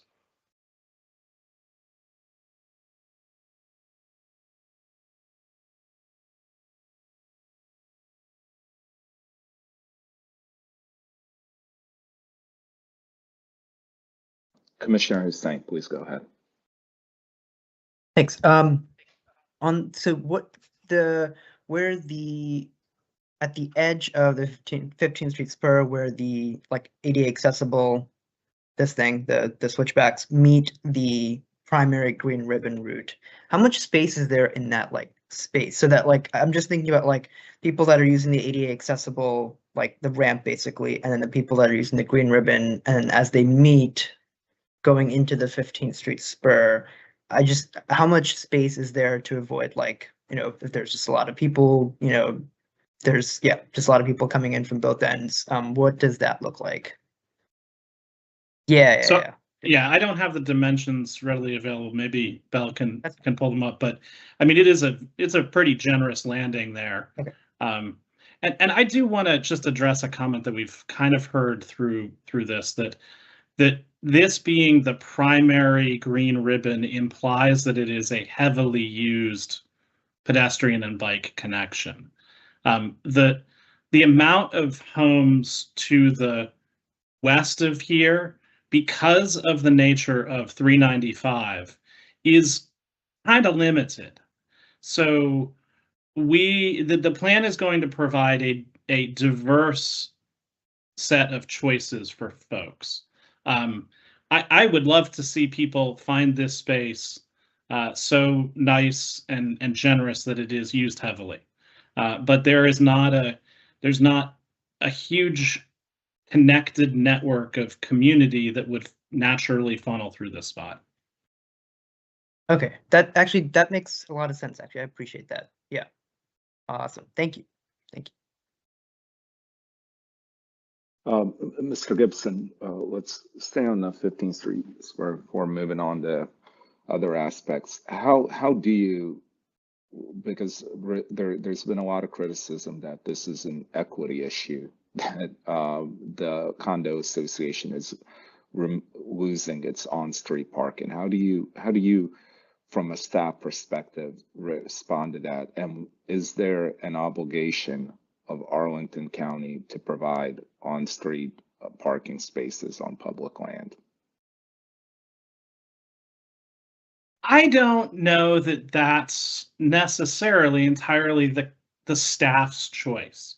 Part of this is about implementing a plan, and our SPRC process and and the continuing public process will help inform some of that. I do think that we have seen a number of options that are on the table. One is an 8-foot wide sidewalk. One is just maintaining the sidewalk use on the adjacent property. So there are choices here, and I think it may be beneficial to ask the applicant if they have a preferred choice, and we can see what options are available to keep on the table for the commission and future public hearings. Ted, do you have a preference of this outside of the will of the community? Not just local? Yeah, I think I'd have to ask the folks from JVG, and I don't know, Carlos from Bowler, if that's based on our studies or if we do have a preference. Not sure, Craig, if that's something we've considered. Sure, we have a specific. All right, Craig, we can barely hear you. Hi, good evening. I'm not sure that we have a specific preference here. Over the course of the project and through the public process, we've kind of landed on this as being the currently proposed solution.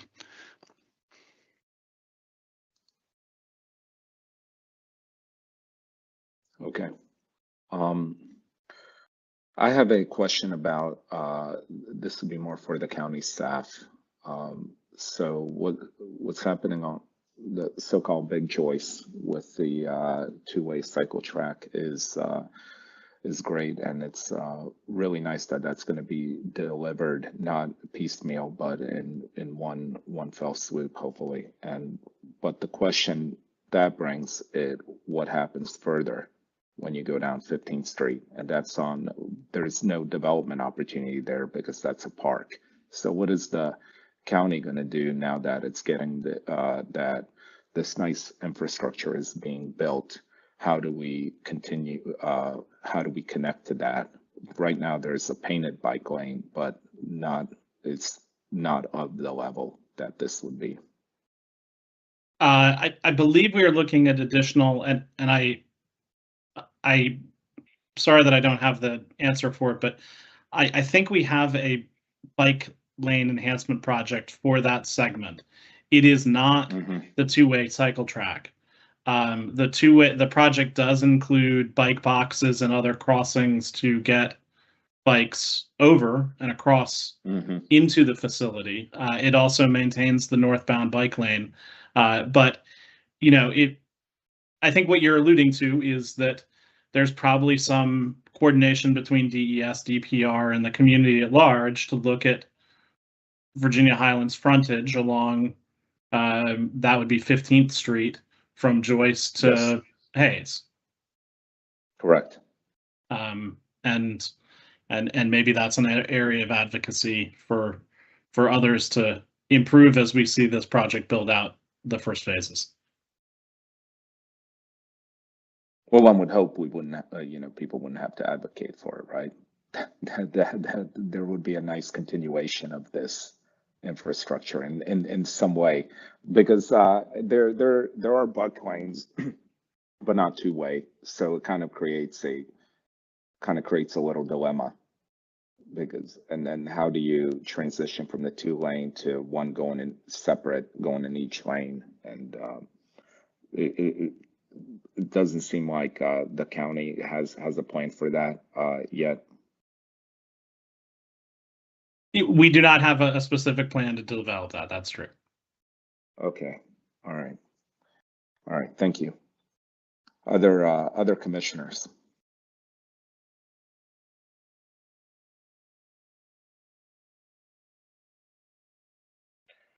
Not seeing any other hands.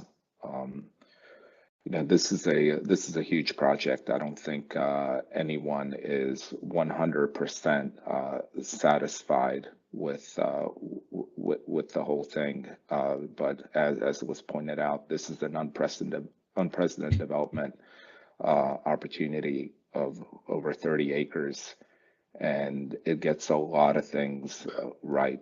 And with that being said, I'd like to move to vote on the various recommendations that we have for tonight, unless someone else has any other comment. Okay, no other comment. Mr. Gibbs, can you please pull up the slides with the recommendations? Absolutely. Give me one moment. This first slide has, I think it's going to do the thing I don't want it to do first. Let me try to, my screens get a little temperamental on me and I don't know how to fix that. So I want to share the correct one. So I share this one and I present there. There we go. And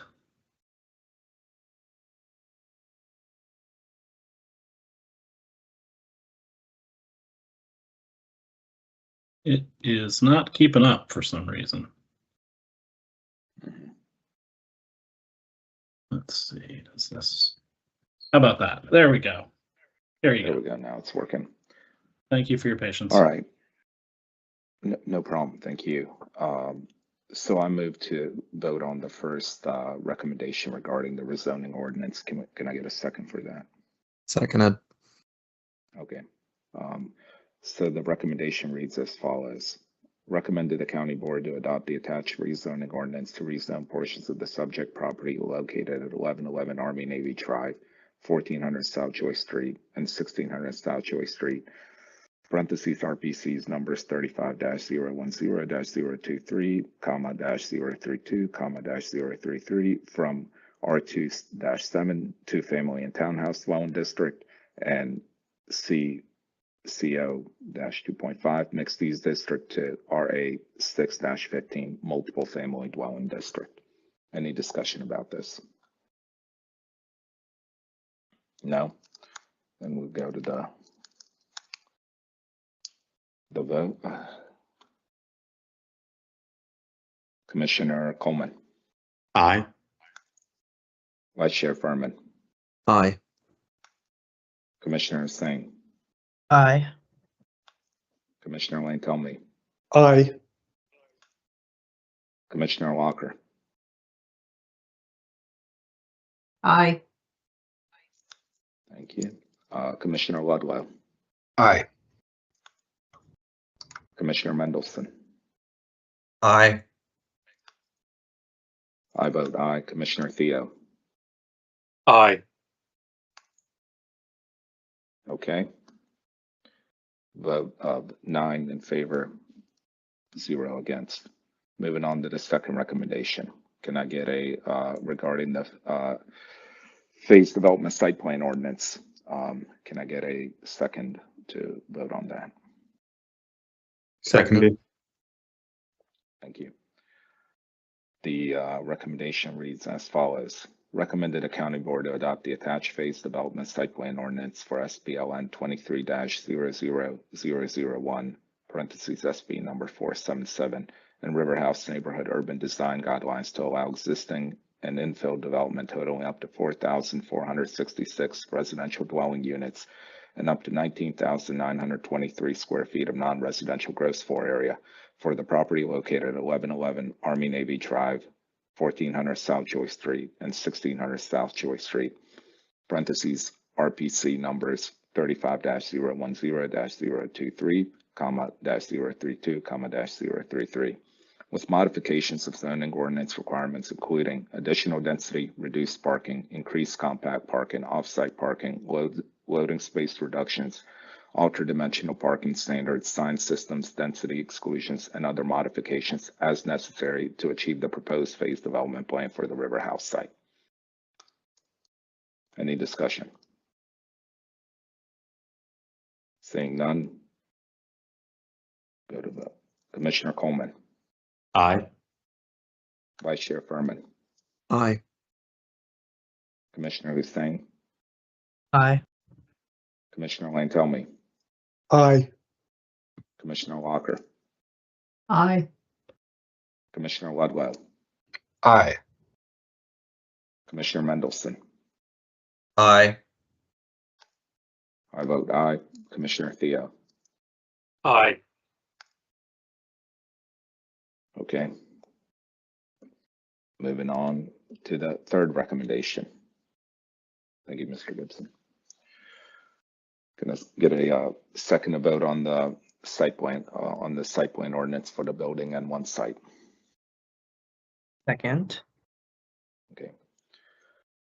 Recommendation reads as follows. Recommended the county board to adopt the attached site plan ordinance for SBLN 23-00002, parentheses SB number 477-1, to construct a mixed-use building consisting of up to 509 residential dwelling units and up to 14,793 square feet of non-residential gross floor area for the property located at 1111 Army Navy Drive and 1400 South Joy Street, RPC numbers 35-010-023 and -032, with modifications of zoning ordinance requirements, including additional density, reduced parking space requirements, increased compact parking, parking for off-site uses, sign systems, density exclusions, and other modifications as necessary to achieve the proposed development plan for the River House building and one site. Any discussion of that? No. Commissioner Coleman. Aye. Vice Chair Furman. Aye. Commissioner Hussain. Aye. Commissioner Lane Telmy. Aye. Commissioner Walker. Aye.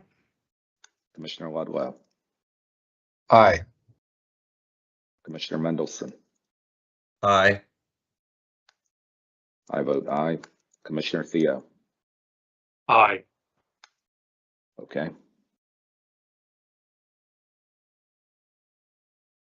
That is 9 in favor, 0 against.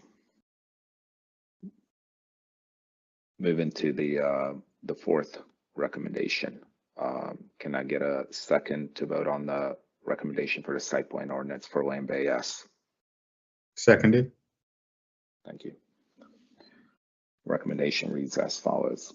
Recommended the county board to adopt the attached site plan ordinance for SBLN 23-00003, parentheses SB number 477-2, to construct up to 132 residential dwelling units consisting of townhouses and multifamily or stacked flats for the property located at 1400 South Joy Street and 1600 South Joy Street, RPC numbers 35-010-032 and -033, with modifications of zoning ordinance requirements, including reduced parking requirements, sign systems, and other modifications as necessary to achieve the proposed development plan for the River House Land Bay S site.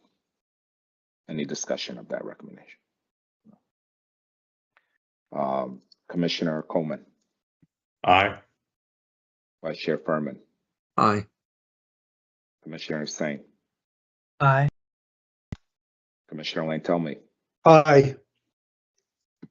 Commissioner Walker. Aye. Commissioner Ludlow. Aye.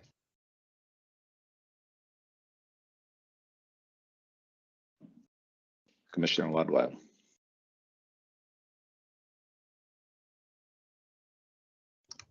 I'm sorry. Aye. Oh, okay. Yeah, thank you. Sorry. No worries. Commissioner Mendelson. Aye. I vote aye. Commissioner Theo. Aye. Thank you.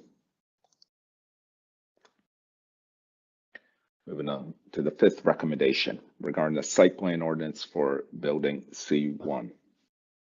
Can I get a second to vote on this recommendation? Second. Thank you. Recommendation reads as follows. Recommend to the county board to adopt the attached site plan ordinance for SBLN 23-00004, parentheses SB number 477-3, to construct a multifamily building with up to 102 residential dwelling units for the property located at 1600 South Joy Street, parentheses RPC number 35-010 25-033, with modifications of zoning ordinance requirements, including reduced parking requirements and other modifications as necessary to achieve the proposed development plan for the River House Building C1 site. Any discussions of that recommendation? Seeing none, moving to the vote. Commissioner Coleman. Oh, it's cold. God, it's cold. It's so cold. Commissioner Coleman. Aye. Thank you. Vice Chair Furman. Aye. Commissioner Hussain. Aye. Commissioner Lantelmi. Aye. Commissioner Walker. Aye. Commissioner Ludlow. Aye. Commissioner Mendelson. Aye. I vote aye. And Commissioner Theo.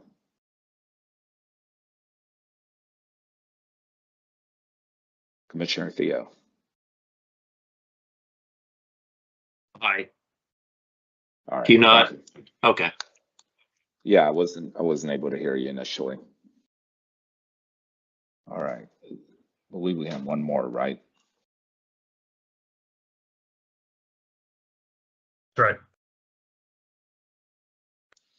All right. Sixth recommendation. This one's for adopting the site plan ordinance for the existing multifamily buildings. Can I get a second to vote on this recommendation? Seconded. Seconded. Thank you.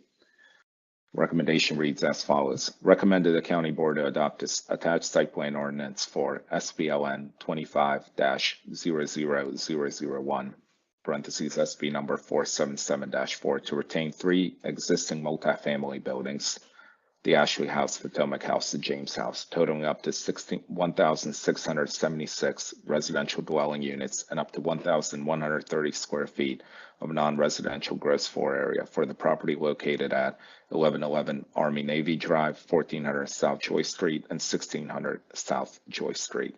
RPC numbers 35-010-023, -032, and -033.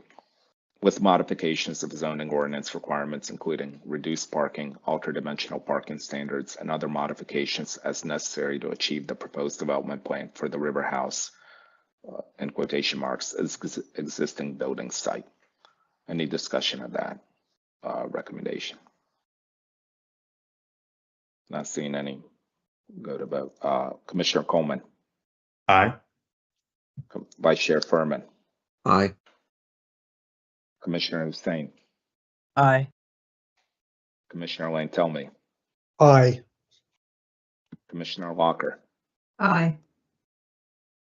Commissioner Ludlow. Aye. Commissioner Mendelson. Aye. I vote aye. And Commissioner Theo. Aye. Thank you.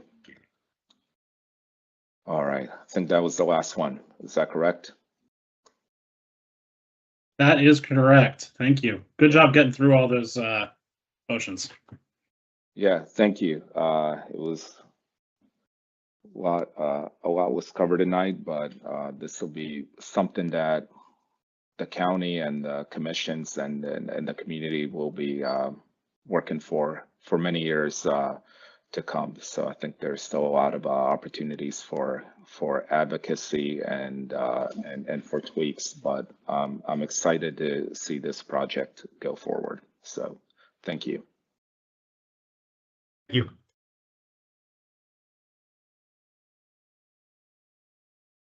And with that, we can move on to the next agenda item, which looks like it's going to be the commuter choice program. Good evening, Rich Freisman from DES. Let me share my screen, just a moment.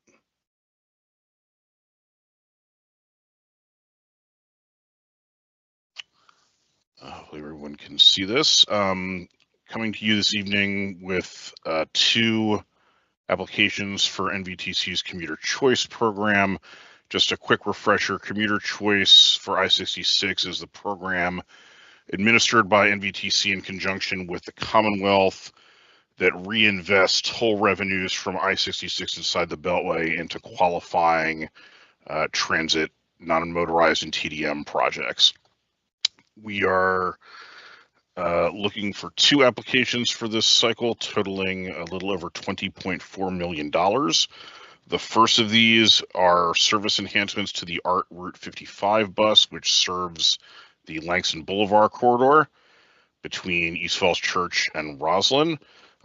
These service enhancements, which would be funded for 2 years under the Commuter Choice Program, add trips in the peak period, peak direction due to limitations on the program that is tied to the tolling schedule for 66 inside the Beltway.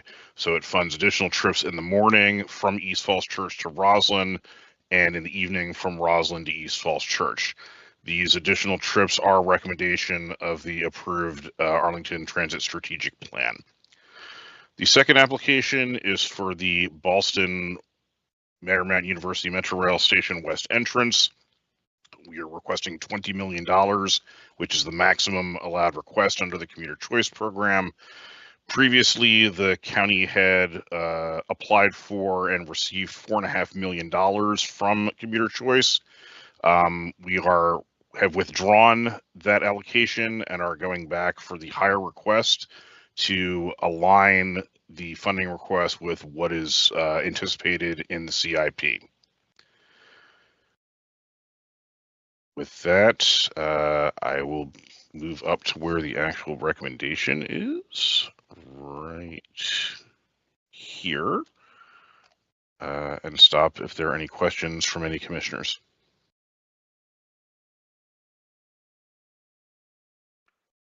Thank you. Commissioner Lane, tell me, please go ahead.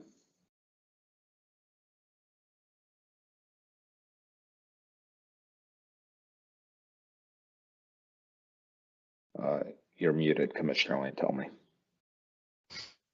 I'm sorry, I was on mute. Yeah. I'm really happy to see the request for money to increase service on the 55, which is desperately needed.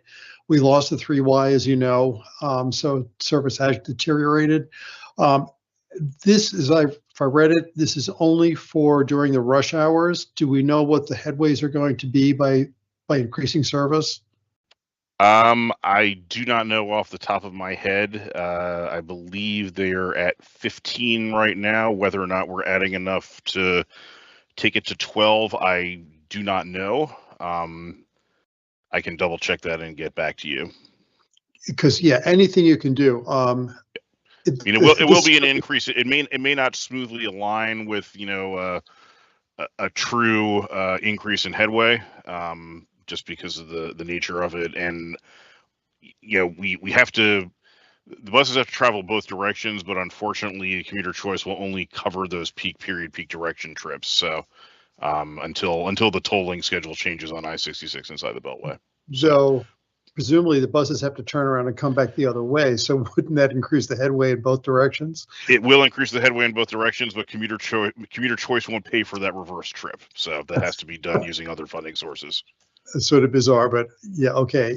Yes. But yeah, I will be very interested to see what the ridership is for that if we're able to get this through. Because right now the service really is, I think, a drag on development in the corridor there. Thank you. Sure. Thank you. Commissioner Theo. Yes, with the second Ballston Metro entrance, you talked about how it's changed from a previous amount. I missed that part. Could you explain or expand on that? Yes, NVTC awarded $4.5 million to the project in a previous round of Commuter Choice funding. The county has returned that $4.5 million and is now applying for $20 million. I guess that's because the county feels it has a good shot, a really good shot at being able to cover pretty much the full amount of that, or at least the 20 million amount in that case. We think the project remains competitive regardless of whether the ask is for 4.5 or 20 million. Okay. What happens if NVTC rejects the 20 million amount then? is the county able to then go back and say, no, wait, we'll go with the 4.5 million instead? So that's two separate questions. Let me answer the in reverse order. We have returned the 4.5 million that is no longer available to us. As to what happens if NVTC doesn't approve our application for 20 million, I can't speak to that. This project is in active procurement, and so I'm limited as to what I can say about the project itself. We are anticipating an award in winter of 2026, like at the end of the calendar year. Okay. Thank you.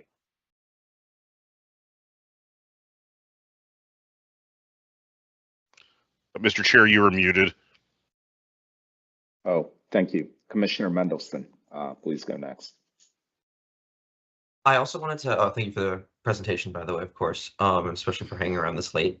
I wanted to ask a little more about the art service for the 55 and expand a bit on Commissioner Lantelmi's questions.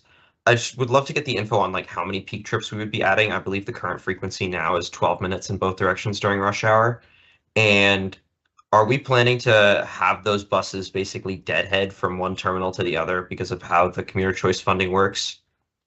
No, I don't think that would make sense operationally, but it would require, additional money out of the county budget to effectively cover the reverse trips if we weren't deadheading. Got it. And as part of this, are we exploring potentially lengthening just the layover times at some of the terminals because of reliability issues with Art 55 and also a bunch of other art routes by just having not enough time in the schedule to properly turn back around if delays rack up?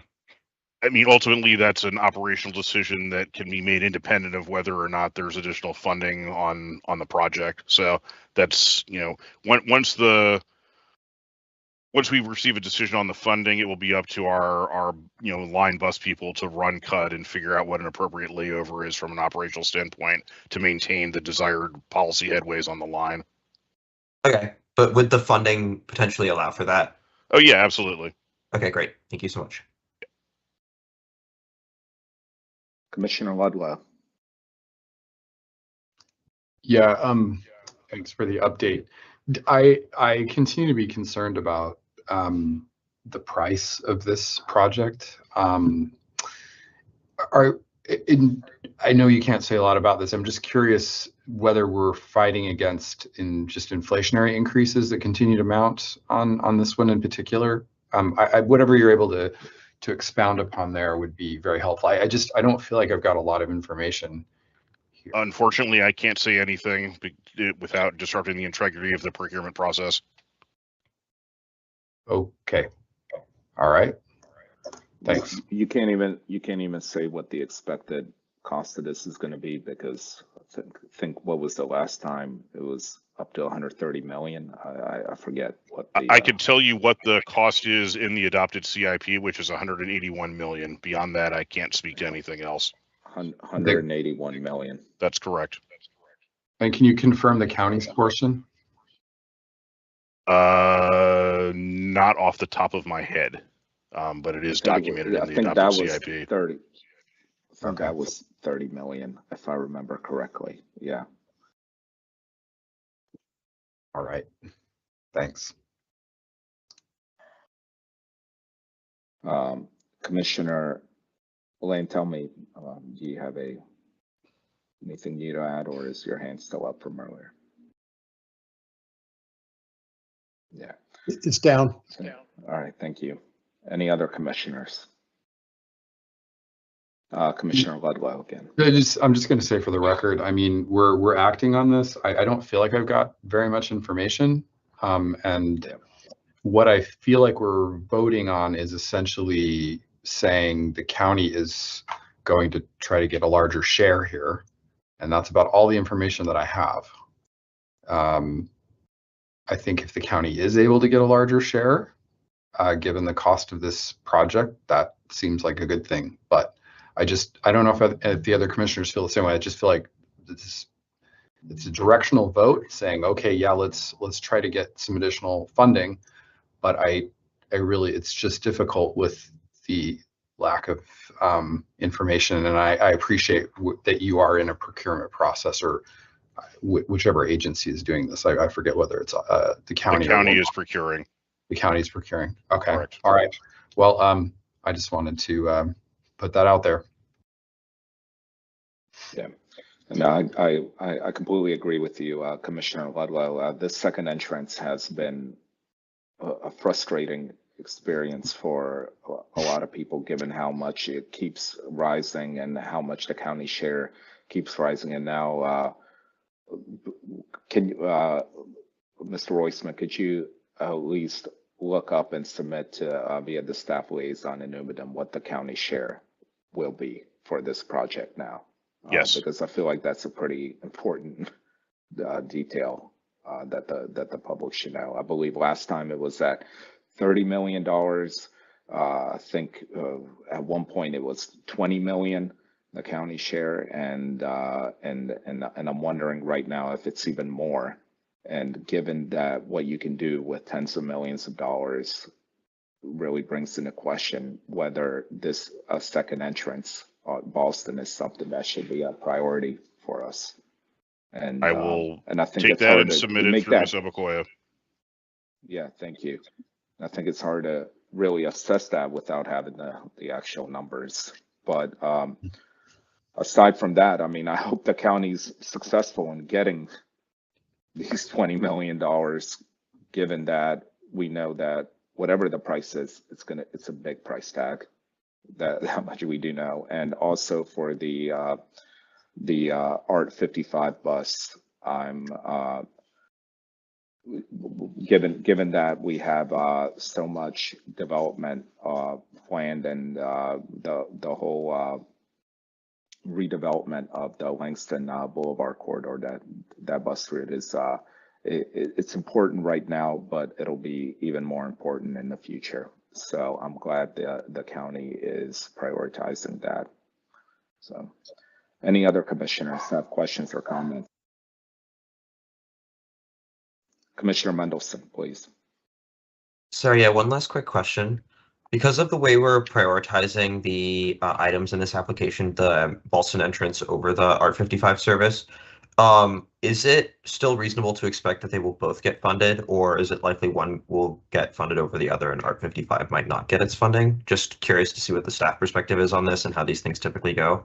NVTC has stated publicly that they anticipate a $100 million program for this round of commuter choice. So with that in mind, I think it is likely that both will be funded. Got it. Thank you so much. And what, maybe it's in this document, I'd have to open a different tab. When would the decision be announced for this? The award decision? June or July of, probably June of this year. Okay. All right. Thank you. All right. If there are no other questions or comments, I'll move to vote on the recommendation. All right. Can I get a second for that? Seconded. Thank you. I'm going to read the recommendation as follows. To approve the attached resolution authorizing 2 applications to NVTC for a total funding request of $20,436,674, and further authorizing the county manager or his designee to execute all documents associated with a NVTC standard project agreement, subject to approval of the documents as to form by the county attorney. Any discussion of that recommendation? No. Moving on to the vote. Commissioner Coleman.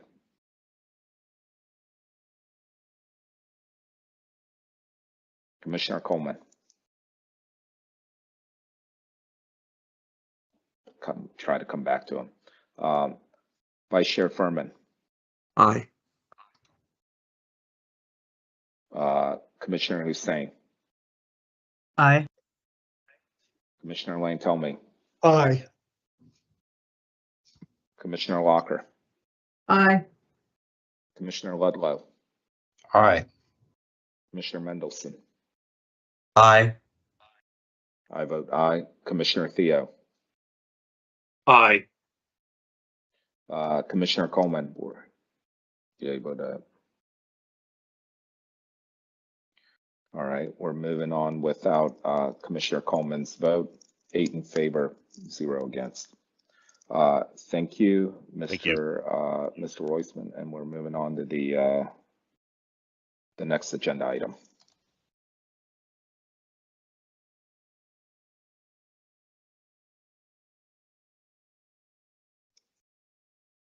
And that will be with Dan Mulluff.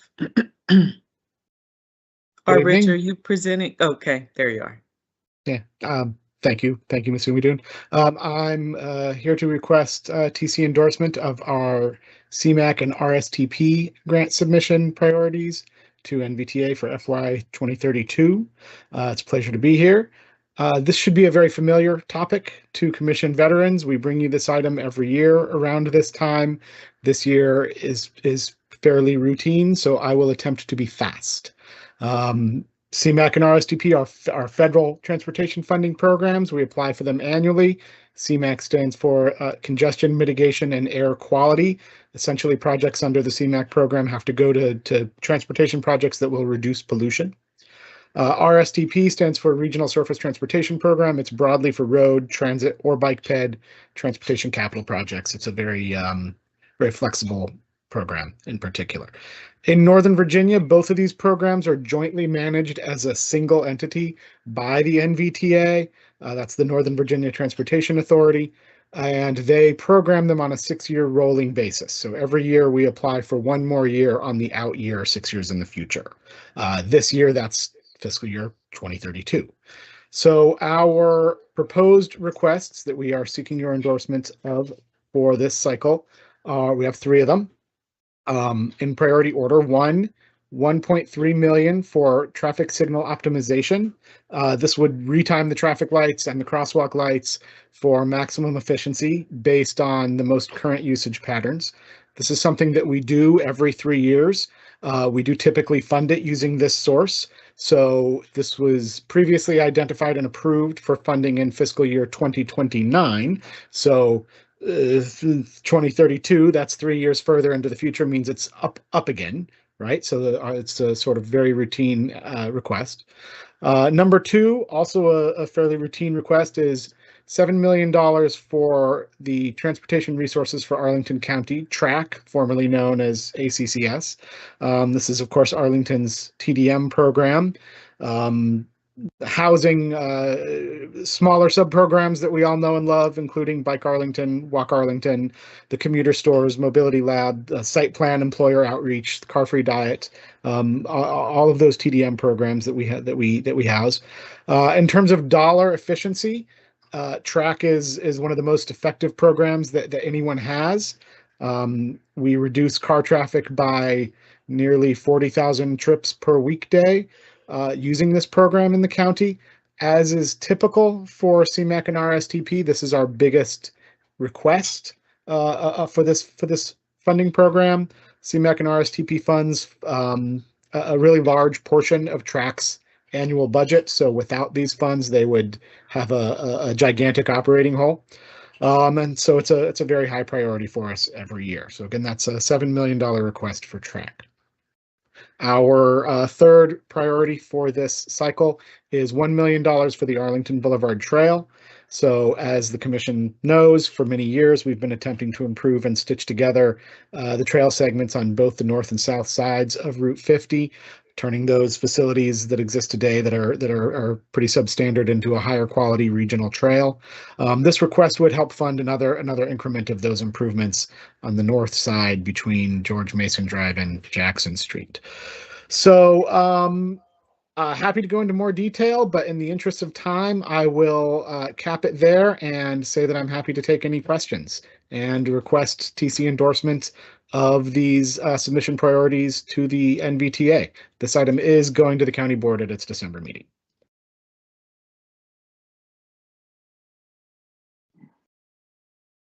All right, thank you, Mr. Maloof. Commissioners, any questions, comments?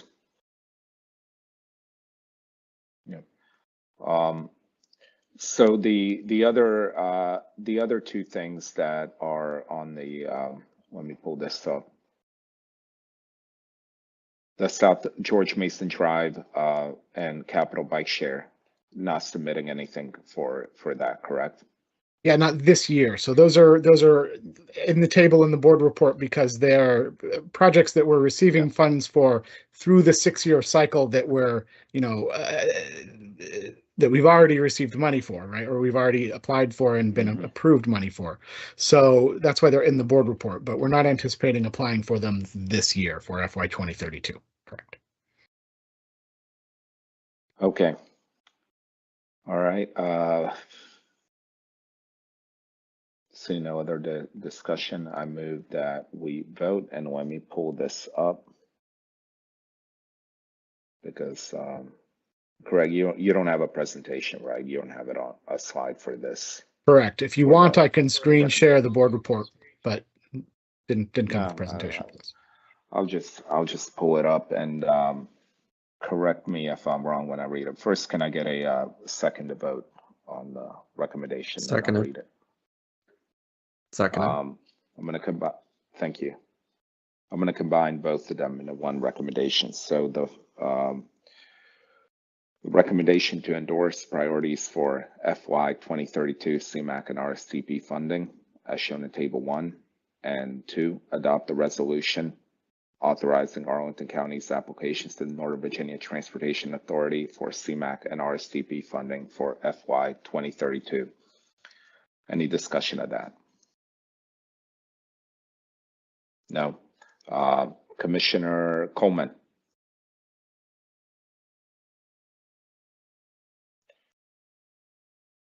Moving on, Vice Chair Furman.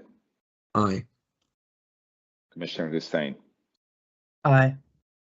Commissioner Lane Telmy. Aye. Commissioner Locker. Aye. Commissioner Ludlow. Aye. Commissioner Mendelson. Aye. I vote aye. Commissioner Theo. Aye. Thank you. That passes 8 in favor, 0 against. Moving on to the final agenda item, the vacation. Good evening, Commissioners. My name is Maxine Chumley. I am a real estate specialist with the Real Estate Bureau, and we are here today to talk about the vacation of a portion of 27th Street South. The County Board will consider this item at its December 13 meeting. The vacation is necessary to implement the Phase 2 of the Jenny Dean Master Plan and Design Guidelines, which were adopted by the County Board on September the 22nd, 2018. The County Board, on its own motion, now proposes to vacate 5,676 square feet of 27th Street South. This vacation is a continuation of the land use changes and vacation of a 7,646 square foot portion of 27th Street, which was approved by the County Board on December the 12th, 2020. That previous vacation vacated 27th Street South from South Nelson Street east to the portion of 27th Street that is now being proposed to be vacated. The county owns most of the parcels along both sides of 27th Street South.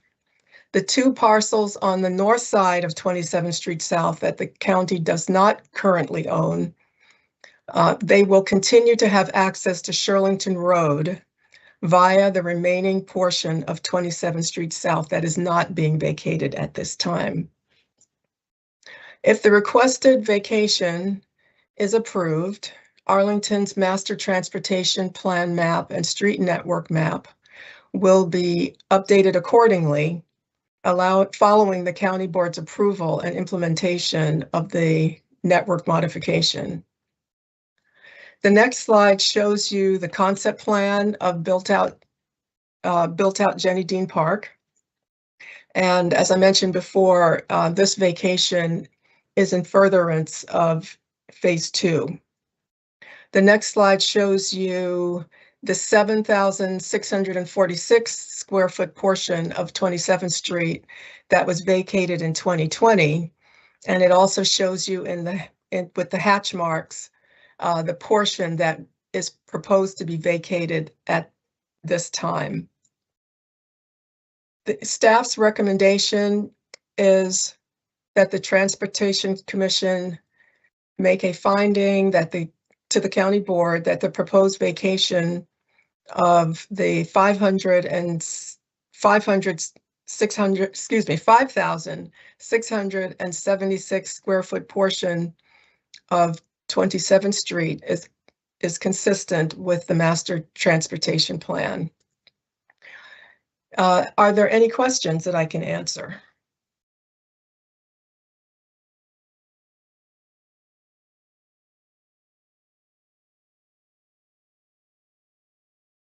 If there aren't any, then we would ask the commission to vote to make this finding to the county board.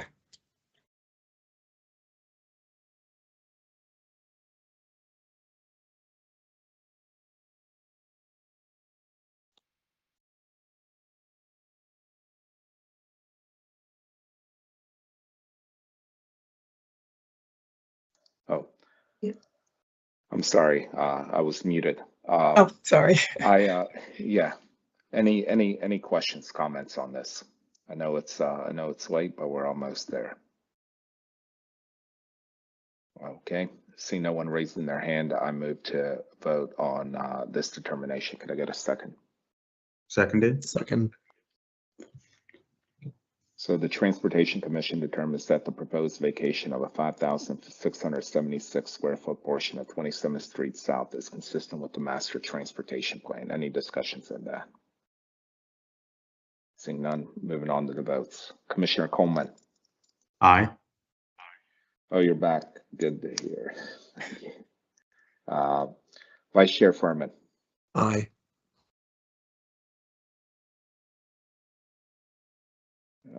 Vice Chair Furman. Oh, did you not get me? Aye. Oh, I didn't. Thank you. Oh, thank you. Sorry about that. Commissioner Hussein. Aye. Commissioner Lane, tell me. Aye. Commissioner Walker. Aye. Commissioner Ludlow. Aye. Commissioner Mendelson. Aye. I vote aye. And Commissioner Theo. Aye. 9 in favor, 0 against. That concludes all items on our agenda tonight. Thank you. And thank you for presenting so late. Thank you for your time. Ms. Zobik. Okay, with that, do we have any subcommittee updates or any other updates that we need to mention? A quick plug on Arlington Transportation Future. Hopefully everyone saw the email that I sent out previously, opportunities to engage with it, both just with the direct feedback form, but also sending any comments that you have from the attachment that I put forward by this upcoming Monday so that we can have a response as a commission in by Wednesday. And then I think the only other thing is, do we need to discuss the calendar for next year, or with the time of tonight, do we want to do that? I will send out the proposed calendar for next year. I received the first 3 dates for the board calendar for next year, and I need to back calculate the dates of this meeting for that. So you should get that within the next week or so. Perfect, Yeah, I thank think you. we were kind of tweaking the schedule last year well into the calendar year. So Yeah, we typically only get the January date in advance. Yeah. Okay. Trying to see if any other hands. Don't bother raising hands. If you got something to say, just say it. All right. Well, Thank you everyone for your patience, for your stamina. We had a lot of agenda items, but we got it. We wrapped it up pretty quickly. Thankfully, we were able to do it from the comfort of our homes. Ms. Obekoya, you have any concluding words about our next meeting or anything? I don't. I'll send out an email and post it to the website as soon as we figure it out. Okay. All right. Thank you, everyone, and have a good night and a happy Thanksgiving. Same to you. Take care. Good night. All right. All right. Good night now. Bye-bye. Happy Thanksgiving.